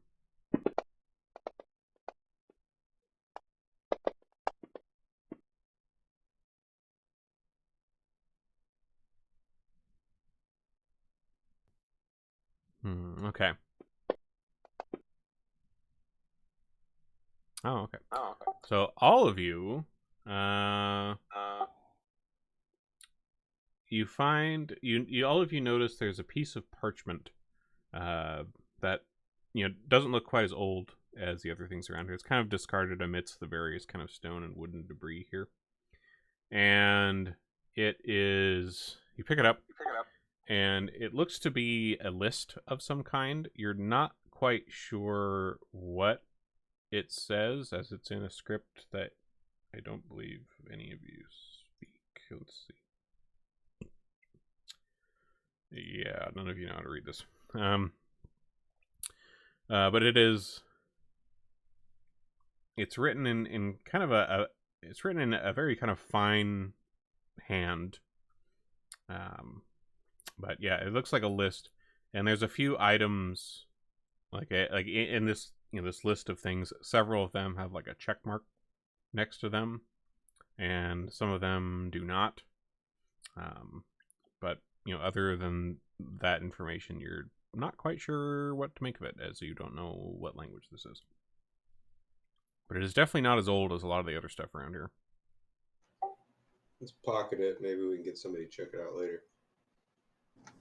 Indeed. I mean, that one dude did tell us to come back anytime, and he seemed pretty smart.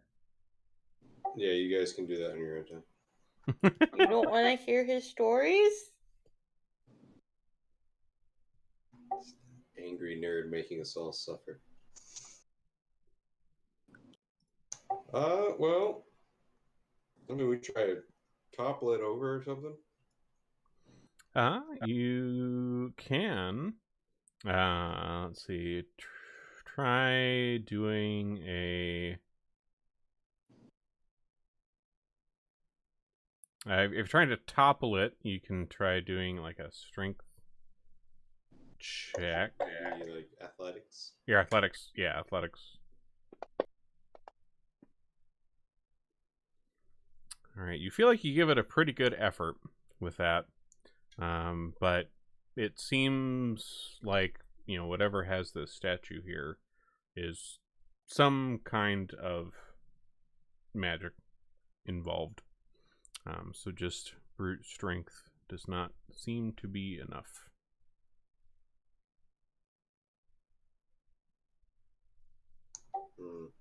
Might have to circle back. Okay. Check out the northern hallway. All right. Heading back out towards that front lobby there. Or towards the, I guess, the shattered pews, and there's this northeast. Yeah, or that door. Either one. Either one's fine.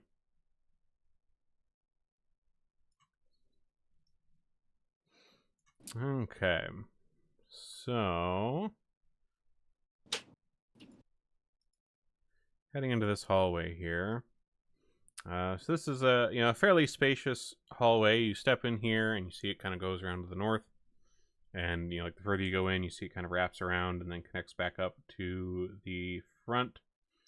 There are a couple of what look like packs, like backpacks, kind of piled in a corner against the north wall, that when you look through contain what appear to be food and supplies of some kind.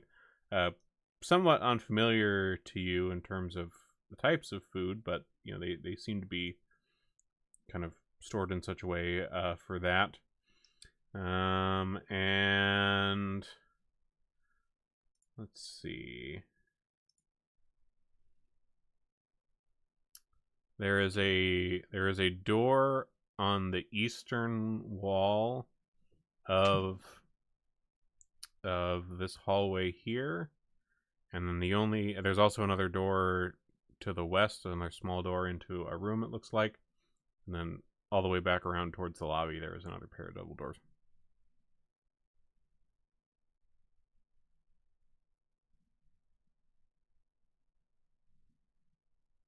Let's check out what's in these near doors here. Okay. So this room.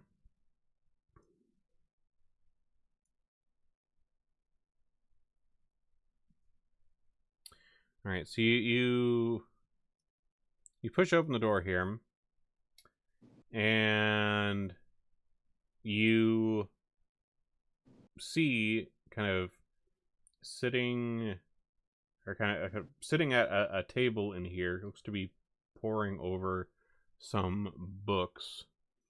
A Zolgath, who's in here, and she seems to be kind of reviewing some book that is on the table here. And as you guys kind of walk in through the door here, her and also another Zolgath, who seems to be a little more heavily armed, is with them here, and they turn when you enter, and raise their weapons to you. Oop.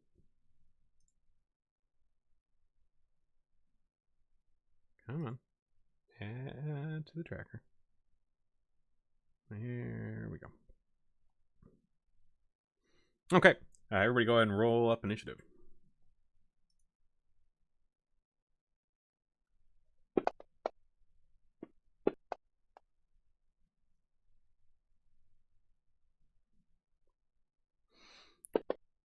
As these turn to begin fighting with you here, you do also notice as they turn what looks to be a small creature, small little flying creature over near the book. It looks to be like you've seen these creatures before over in Aberton as well. It looks to be a Quasit, which is a little tiny fiend. But you see it kind of hovering over the book here as this gets going. Let me make these guys actually visible here.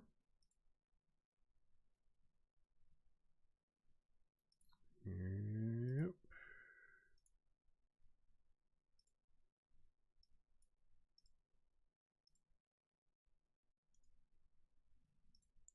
Oh, I got some pictures of these. This is the bigger one. And is there a picture of this other one too?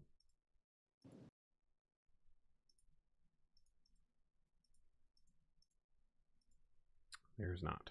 Darn. All right. So the big one reacts first as you come in here, and it. Let's see.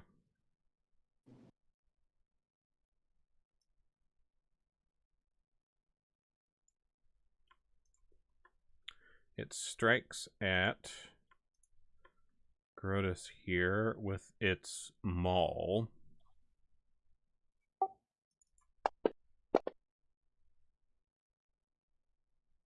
And hits.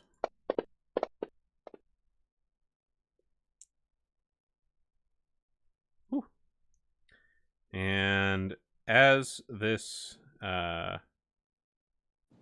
hits, it kind of smashes into you with the handle as like a bit of a follow-up to this. Let's see. Go ahead and roll a fortitude saving throw for me, Grotus. Nice. Nice fortitude save there. Let's see.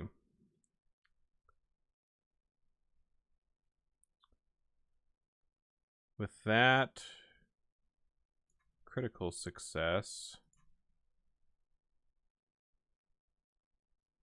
this actually causes your critical success against that blow actually makes it flat-footed on its when whoever comes back around to that. So it is currently flat-footed. On its actually, I think I can. That's great because I was worried like I wasn't in my stumbling stance yet, so I'm not going to get that flat-footed, but I get it anyway. All right, yeah, I put the flat-footed effect on it, so it should be good for that. Let's see. So that's two things here, and it tries to follow up with a bite, but misses. Maz. I'm gonna use my hoopies. Okay.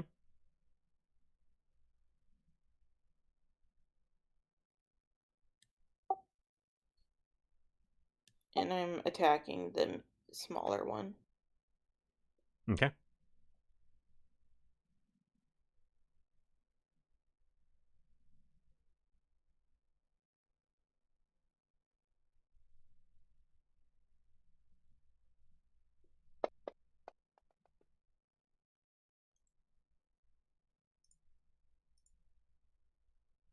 That is a hit. Nice bit of damage in there. And for your other actions? Again. All right, keep on swinging.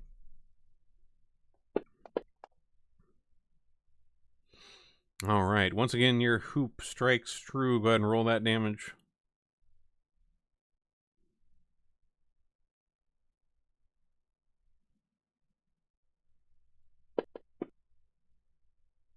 Nice. All right, once more.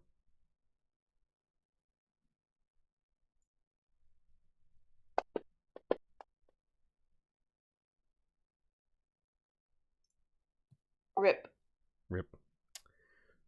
Darn. All right, this medium humanoid.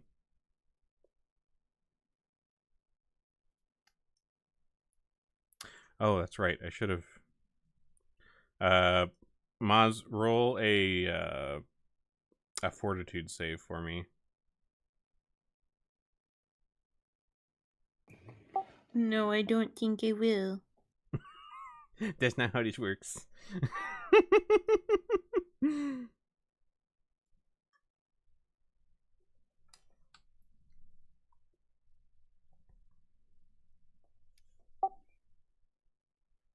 Yeah, if you don't remember where that is, it's right on the main page of your character sheet in the bottom right corner.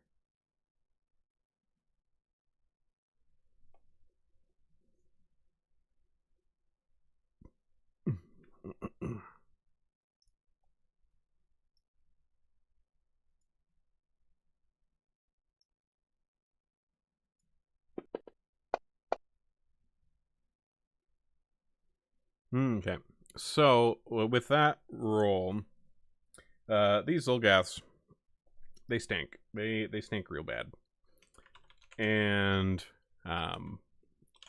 just kind of being around them here, you have this just stank cloud that you're dealing with, and it kind of gets to you a little bit.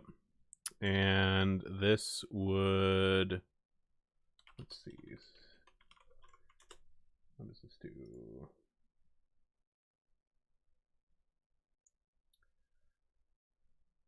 So this gives you a -1 on like checks, and you can't willingly ingest stuff right now because you feel nauseous.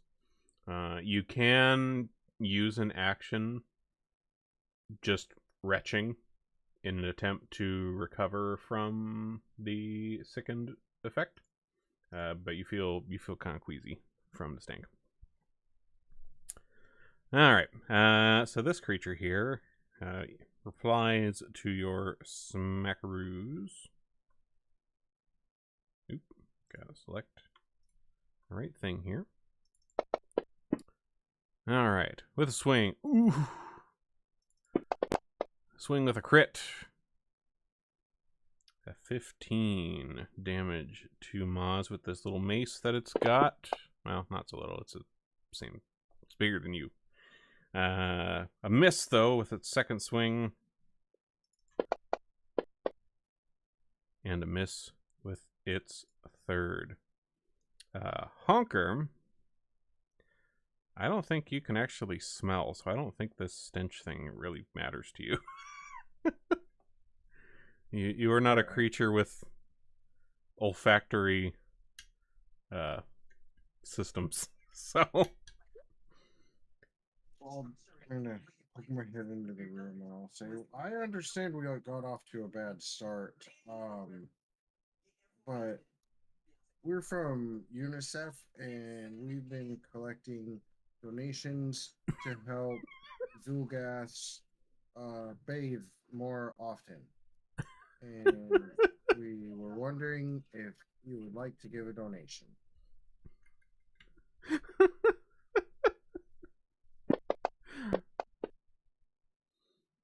All right, it succeeds on the save against that. Okay. It critical fails. What does that do?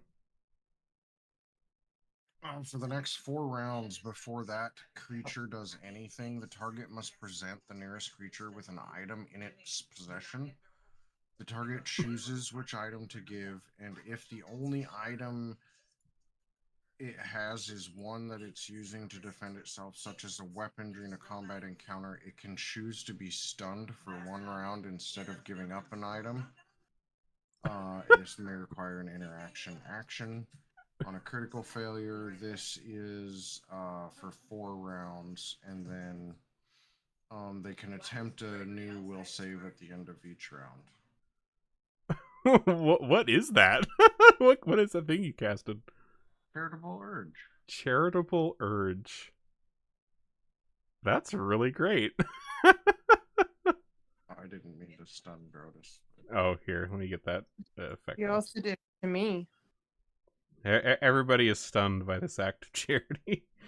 All right, let me take that off there. Okay, Grotus, you're next. We didn't know that Honker was such a philanthropist. We're all currently hearing Arms of an Angel in our heads. And a tear is falling down our cheeks. Yeah, exactly. That's pretty great. Okay, so that will go into effect on its turn when we come back around to it. It'll have to do that. Okay. All right. Anything else? Yeah, sure. I'll throw an Inspire Defense on Moss. Nice, nice.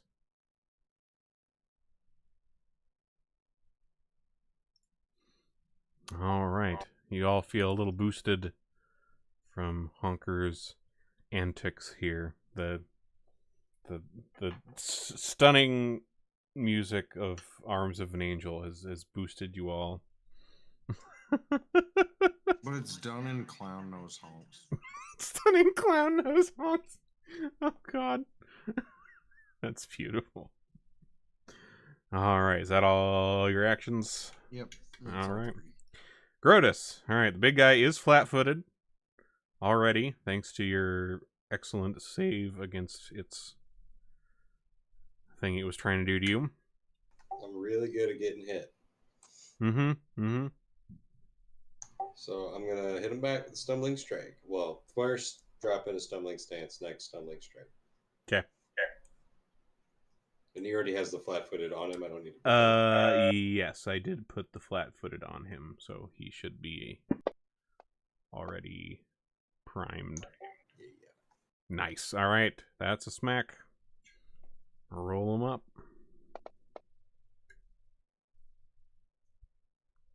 And another one. Oh, and he's gonna have to make that save. Oh, right. Let's see. I don't imagine he'll have problems with a fortitude save, but you should do it anyway. Crap, where is his sheet? Come on. Wrong page. There he is. Fortitude. He rolled a 26. He's got to be fine. I don't think he has to do that anymore. Okay. Bummer. Bam. And third attack.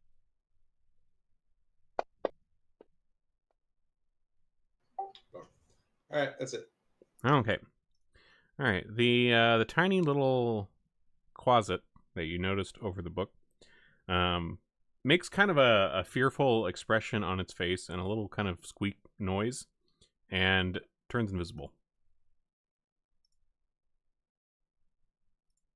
Braz. I will play whack-a-mole on Big Boy's knees. All right.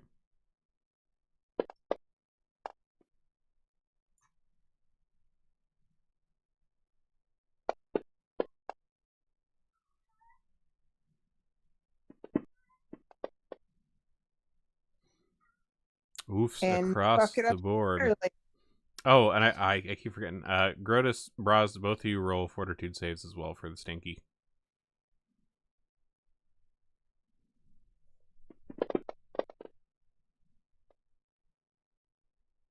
Okay, Grotus, you're fine.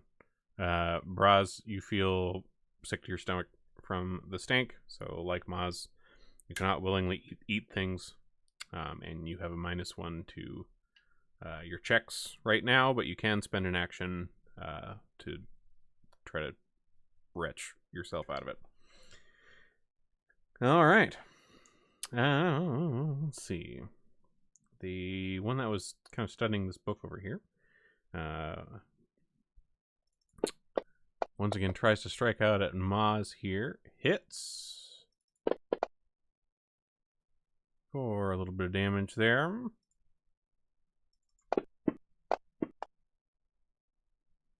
Ooh, hits again for another little bit. And whiffs. And you hear it kind of... You assume it's some sort of curse word, but you don't understand what it's saying. But it seems to kind of swear at you. Maz. Ow. Ow, indeed.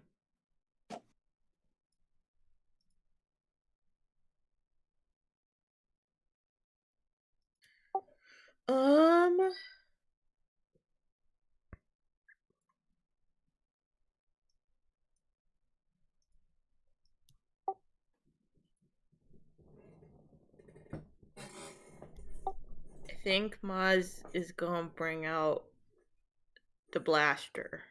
Oh boy.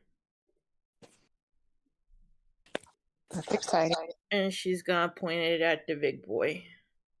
All right. Let's see. It's got to roll. Let's see. It's fortitude save. It's a fortitude against a DC 34. It rolled a 26, so it definitely did not pass that. All right. So this strange-looking taxidermied basilisk gun blasts out this ray from its mouth. First time you guys have tried this thing. Strikes the big guy, and he immediately turns to a large stone statue. And is effectively gone. What now, bitch? Alright, you still got 2 other actions. Now I'm gonna go beat up on the little one again. Alright.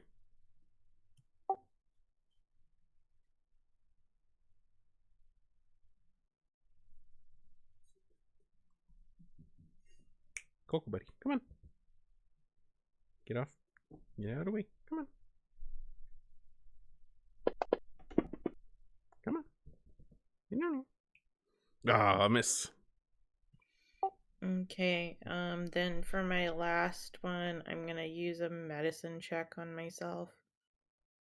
Okay. Yep, we can battle medicine, sure. Go ahead and roll that up.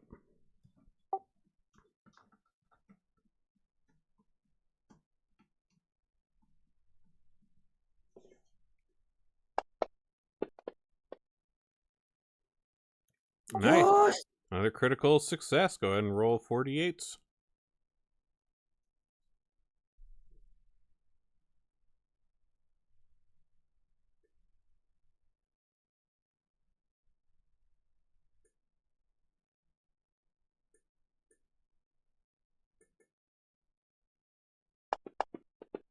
Oh, god damn it, it rolled 5. That's okay. I'll just drop one of the ones. You got 2 ones in there. Okay, so 16. Alright, fix you up a bit there. Alright, Grotus, your original target is now a nice, lovely statue in front of you. Beautiful. I'm going to try to topple him over because he is not fixed to the ground by magical means, and he is a bipedal statue. He is not. So I'm going to topple him. I'm going to attempt to topple him over onto his buddy there, to my right. Alright, alright. Go ahead and roll an athletics.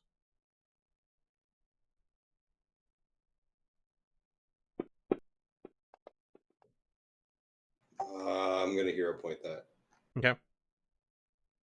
It rolled off of a 15. Now I got And you found a there's the 15. 15. There's the 15. All right. So with that, you're able to.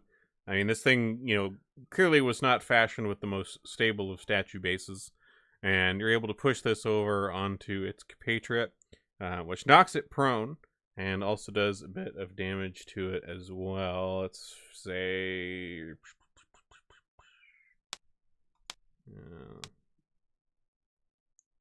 Maybe 2 of these, maybe?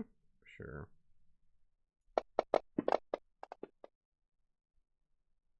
Alright. 10 bludgeoning. And it is prone on the ground. And also kind of stuck under this thing. But you still got your other actions? Perfect. It is Yeah, I'm going to step vulnerable. up to him and give him a flurry of blows while he's down there. Alright. Just start raining on the poor guy. I think that's... Isn't that with advantage when stuff's prone? Or with like a plus 2? I mean, on 5th edition, it is advantage on things, but I don't think advantage is a thing here. If he's got right. the prone thing on him, we'll see whatever it does. Oh, let me do that. I don't have it on him. Let me put that on him and see what that does. Let's see, effects. Add. Prone. Not sure if that does it right. That should work because when I put in my traits, I accidentally had to rebuild my strike, and I typed in the traits by hand, and it parsed them out and knew what they were. Okay. All right, effects, prone. All right. All right. I'm not upset as long as it hit. Yep. Go ahead and roll them up.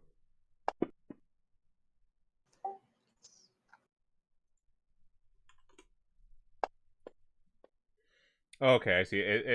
Prone means that you are flat-footed, and you take a -2 circumstance penalty to attack rolls. Okay.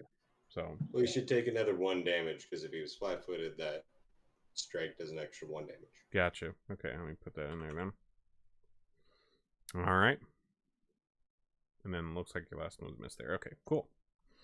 Alrighty then. Honker. Your friend was not able to be generous before his untimely demise. Well, maybe this other one will. Yeah, we'll see.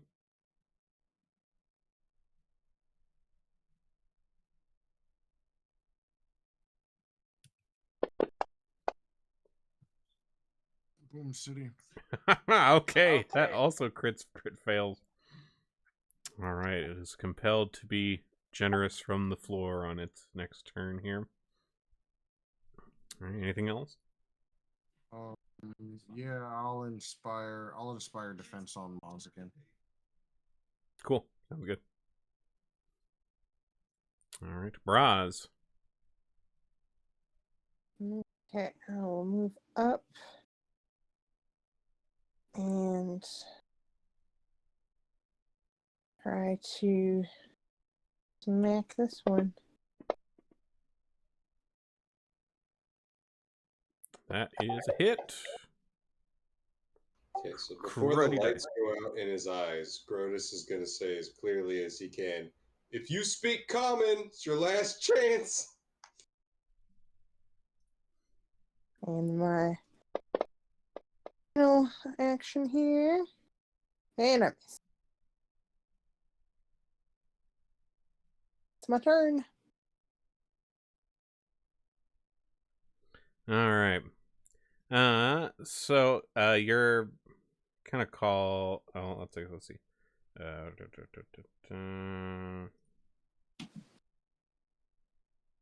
Okay, we'll get to that there. Okay, Grotus, it is your turn again. At the top of the order. Okay, he's going to take a 5-foot step back and throw a dart at him. Advise everybody do the same. Like, give him some space. He's not going anywhere. And then throw a dart at him. And say, "Do you understand these words? Do you want to die today?" And then throw 1 knife at him.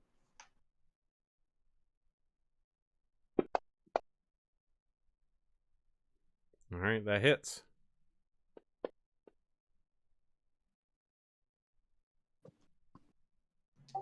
gonna last action here. He's just gonna pull up the next one and be like, "If you knew what I was saying and you had a chance to talk, this would be so smart."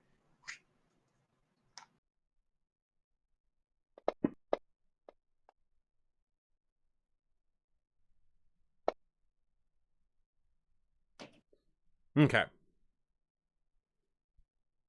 All right. So you're wailing on this Zolgath here, stuck under this statue of her compatriot, and the Zolgath here, in kind of pretty broken common, kind of snarls, "Surface dwellers, all same thieves."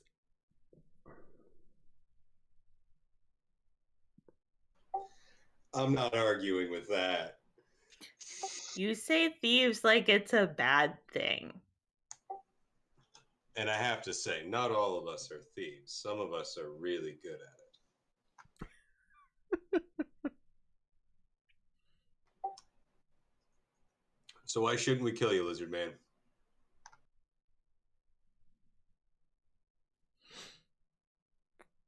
I have no deal with you. Surface will pay.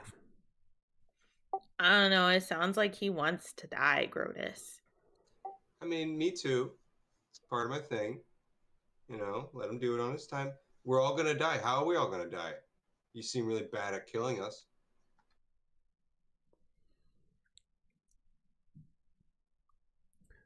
Zev will avenge all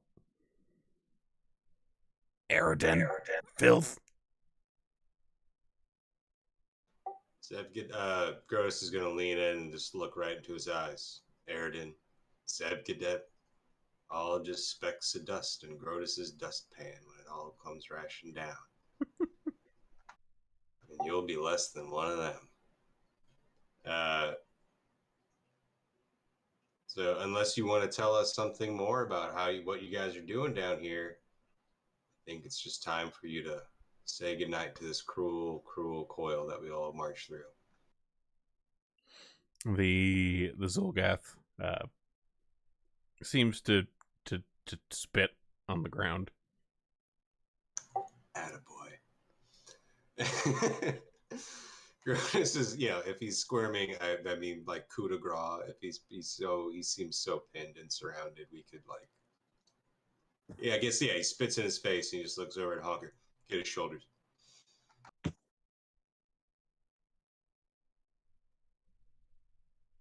So it's nights lights out for this guy, unless we want to draw it out. We could. Yeah. If you roll like a successful attack roll, we'll just call that good. I'm not gonna just sit here and have us just roll smacks on this pinned thing for several rounds. I'm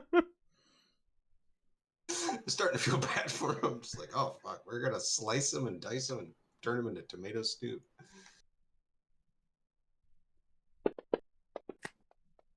Oh shit. Yeah, so Grotus just says, he turns like he's about to walk away, and then he just falls backwards into like a huge people's elbow. And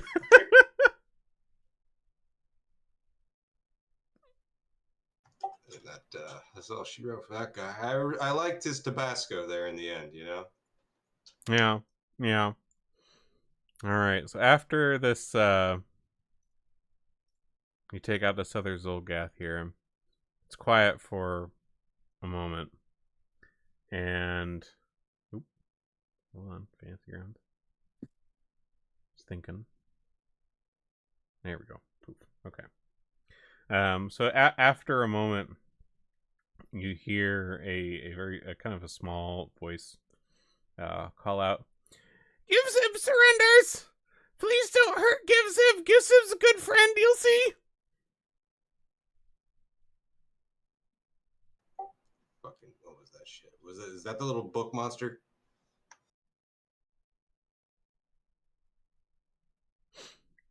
Do you put away your weapons or no? I can't. My weapons is my hands. No, that's true. Those of you that have weapons, do you put away your weapons? Yeah, Maz would put away her weapons. Yeah, sure. Okay. All right. So you put away your weapons, and you see upon kind of one of the broken like light sconces on the wall, the little closet appears out of its invisibility, and says, "Gibson can tell you all about nasty Solgaths here. Yes, the ruins are big and scary. You need a friend like Givzib to help. Givzib knows their secrets. Givzib sees their deal with the pretty cat lady and sees how she tricks them, but they never listen to Givzib. Givzib's new friends will listen, yes."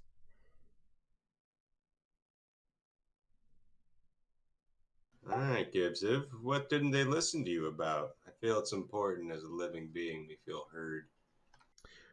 One thing in particular stands out to all of you here about his little monologue there. Mistress Dusklight is a cat lady.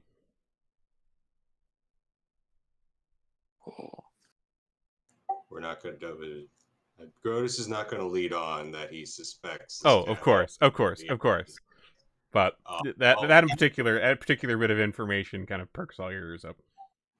A pretty cat lady, you're full of shit. No, pretty cat lady comes here and deals with that. She left them a gift. See, look, if you look over in the corner there, she left a gift for them once. It's true. You'll see it. Go over there and bring it to me. All right, you go over and take a look in the corner. And there is a very ornate staff in the corner. And all of you have seen something like this before. This is a ringmaster's staff. A very nice ornate one. It is black, wooden, and it kind of resembles a very fancy, oversized walking cane. It has a silver head shaped like a large circus animal. In this case, it is a horse.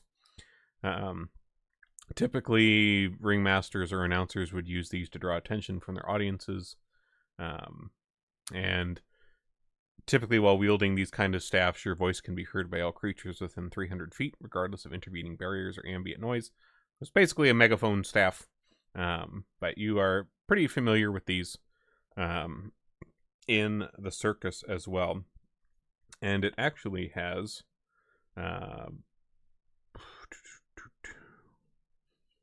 let's see. It actually has a few spells imbued in it as well. For whoever wants to take this. All useful for a ringmaster to have. Using this, you are able to cast the cantrip Dancing Lights. You are able to cast the first level spells Featherfall and Floating Disc. And you're also able to cast the second level spells Glitter Dust, Illusory Creature, and Obscuring Mist. All very useful in the ringmaster profession. Sounds like pretty dope staff. It is pretty dope staff indeed, as in the party sheet, for whoever wants a cool stick. But yeah, so once you kind of looked over this staff, Givzib this like kind of excitedly jumps up and down, and it's like, see, I told you, it's real, it's staff. She brought it. Yeah, good stuff there, gives it. Well, since you are friends, you do not like the Zolgaths, no? I mean, these ones are dead, so you are not friends of them, yes? I'm not friends with no Zolgath, and Gives It keeps on giving us good shit, and Gives It won't get sent back to the infernal realm with half a neck. So I will tell you all that I know, because we are friends. Givzib was conjured from many weeks ago here in this temple by a demon caller, and the Zolgaths were already here. They were all here when I was called, and they are there are 24 of them typically that are around, and some of them are demon callers, and they work together, and sometimes they fight among themselves. But they are spread out. They are all over the temple, and there is another level down the stairs. You can see this. There are some stairs in the corner over there that you notice as well. But down the stairs there is another level, and I don't really know it very well. There used to be more Zolgath, and there was a big priest, but he left a while ago for something. I don't know why. But there's also a pretty cat lady that comes, and she comes down through a bell tower way to the temple that you can get to from down below in the other level. And I don't know what her name is, but she a very pretty lady, and she comes and she brings humanoids with her sometimes, but she gives the humanoids to the demon callers as sacrifices to summon more demons. And then sometimes she also brings gifts like this nice stick that was that was in the room here, and but she's not actually a friend of Zolgath.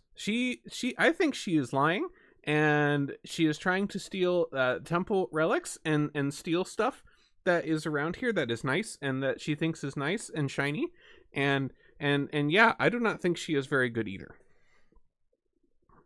We've got to find a way to get her to be the next sacrifice to the demon caller.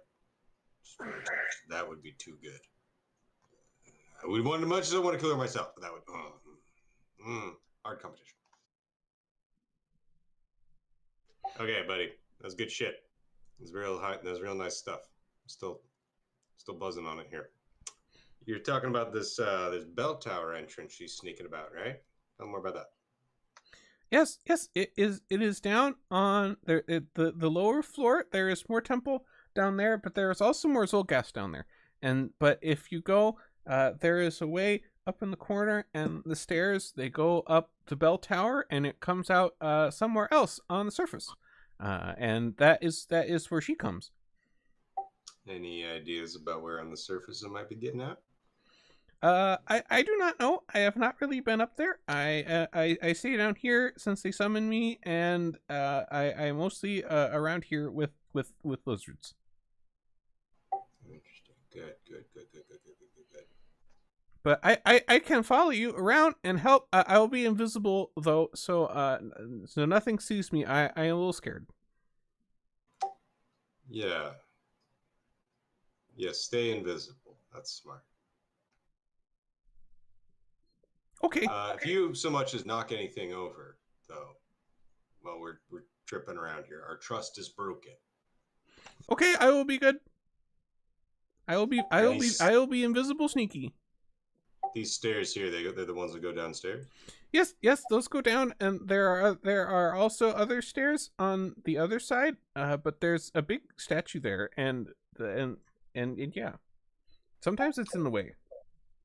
You know anything about that statue? How they get it out of the way? Oh, hold on, Coco, get out of my desk, buddy. Let's see here. I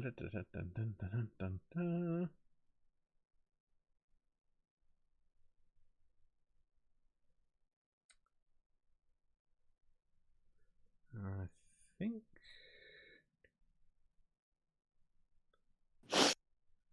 thought I saw something that he had.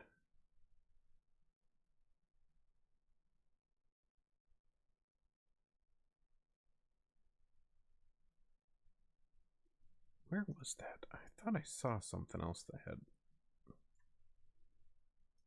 stuff from him.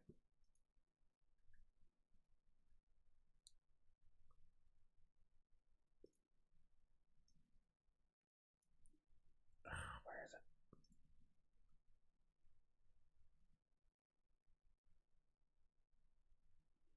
Oh, okay. Yeah, I think here we go. I don't know about statue, but they smash door and just go around, but then it comes back, and it's strange.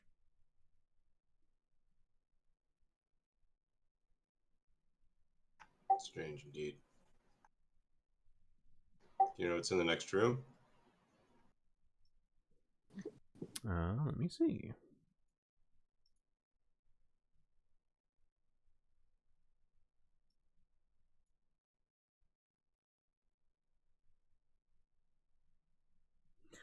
I see you're talking about the room to the west.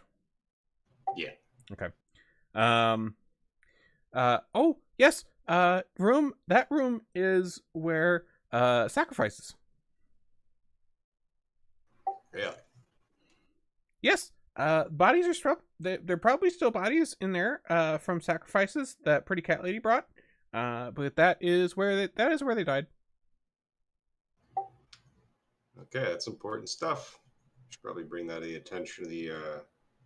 I'm not in favor of calling the cops, but I'm also not taking responsibility for any of that shit. So we should tell the cops right away. Okay. I think they'll want to know about a bunch of missing civilians and their bodies down here.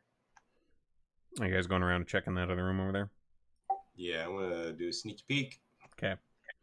All right. So you head around to this other chapel here, and is following you here invisibly. But this abandoned chapel is shrouded in gloom. To the east, there is a broken slab surrounded by marble debris that is all that remains of what looks like parts of a statue that's been taken apart.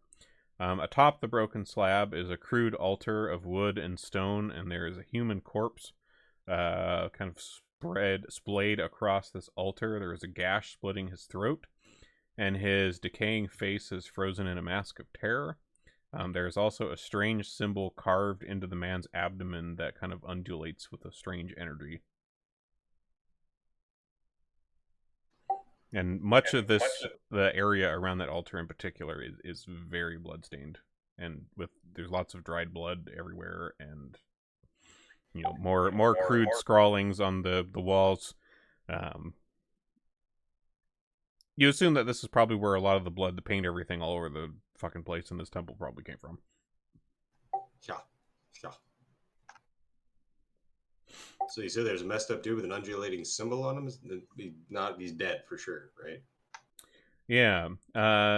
He is definitely dead. There's definitely some signs of decay with the body.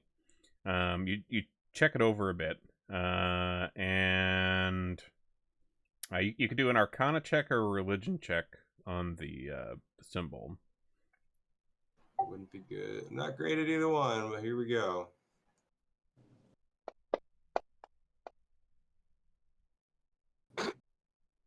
All right. It's pretty creepy. Pretty creepy symbol. Otherwise, let's see. You look over the body here. Looking over the body, go ahead and roll a perception for me. Okay. Looking over the body, you are able to find evidence of the CM Celestial Menagerie brand on his skin. And so evidently this was an employee of the Celestial Menagerie in some capacity. You do find in its pocket, like most of its clothing is all pretty torn up to shreds, but in one of its pockets you find a net, in an invisible net actually, that is folded up in its pocket and has a logo on it of CM for the Celestial Menagerie as well. It looks like a like you've seen these things in use before in the circus. It looks like a folded lace handkerchief, but when you spread it out on the ground, it grows to a 30 by 30 foot net, and becomes like difficult to see. And these kind of nets sometimes get used in circus work, but any creature that falls on the net, it just completely negates any falling damage. Okay, cool net. Let me put that in the party sheet. There you go. Invisible net in the party sheet. I think we should crash the party downstairs before they sacrifice any more people and then inform the Popo. What do you think?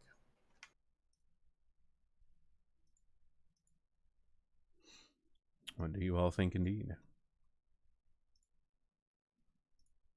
Or we go upstairs and snitch on them right now.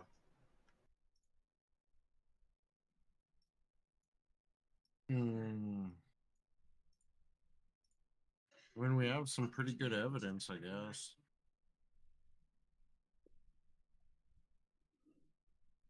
So far, we could go snitch and see if they'll believe us enough to bring like some guards and stuff. I mean, right? We have murders and there's cops right upstairs. We should probably check that out right away. But they might hurt us. I don't want to hurt them back, dumbasses.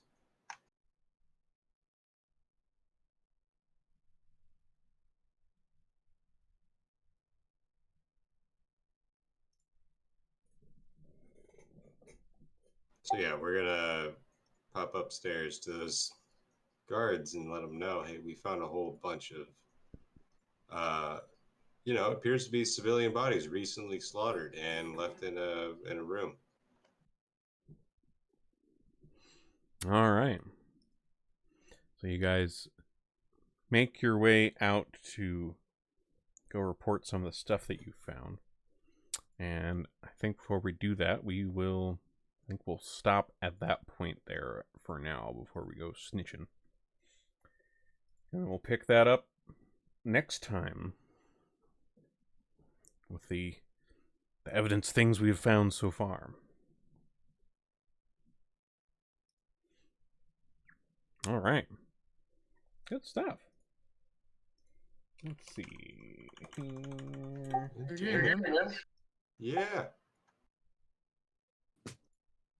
I do want to hear a drill rap version of the Goblin song. That would be pretty awesome. Goblins bite and stab the dog. Wow. Goblins here and you are food. Yep.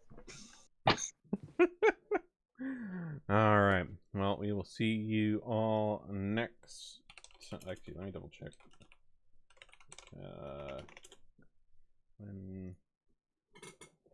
Okay, we're good because there's a Friday where I'm out of town, but that is a Friday that is not our Friday, so we're good. So 15th will be just fine. Sweet. And we will see you all next time then. Right on, guys. Good gaming. Good night. Bye. I know.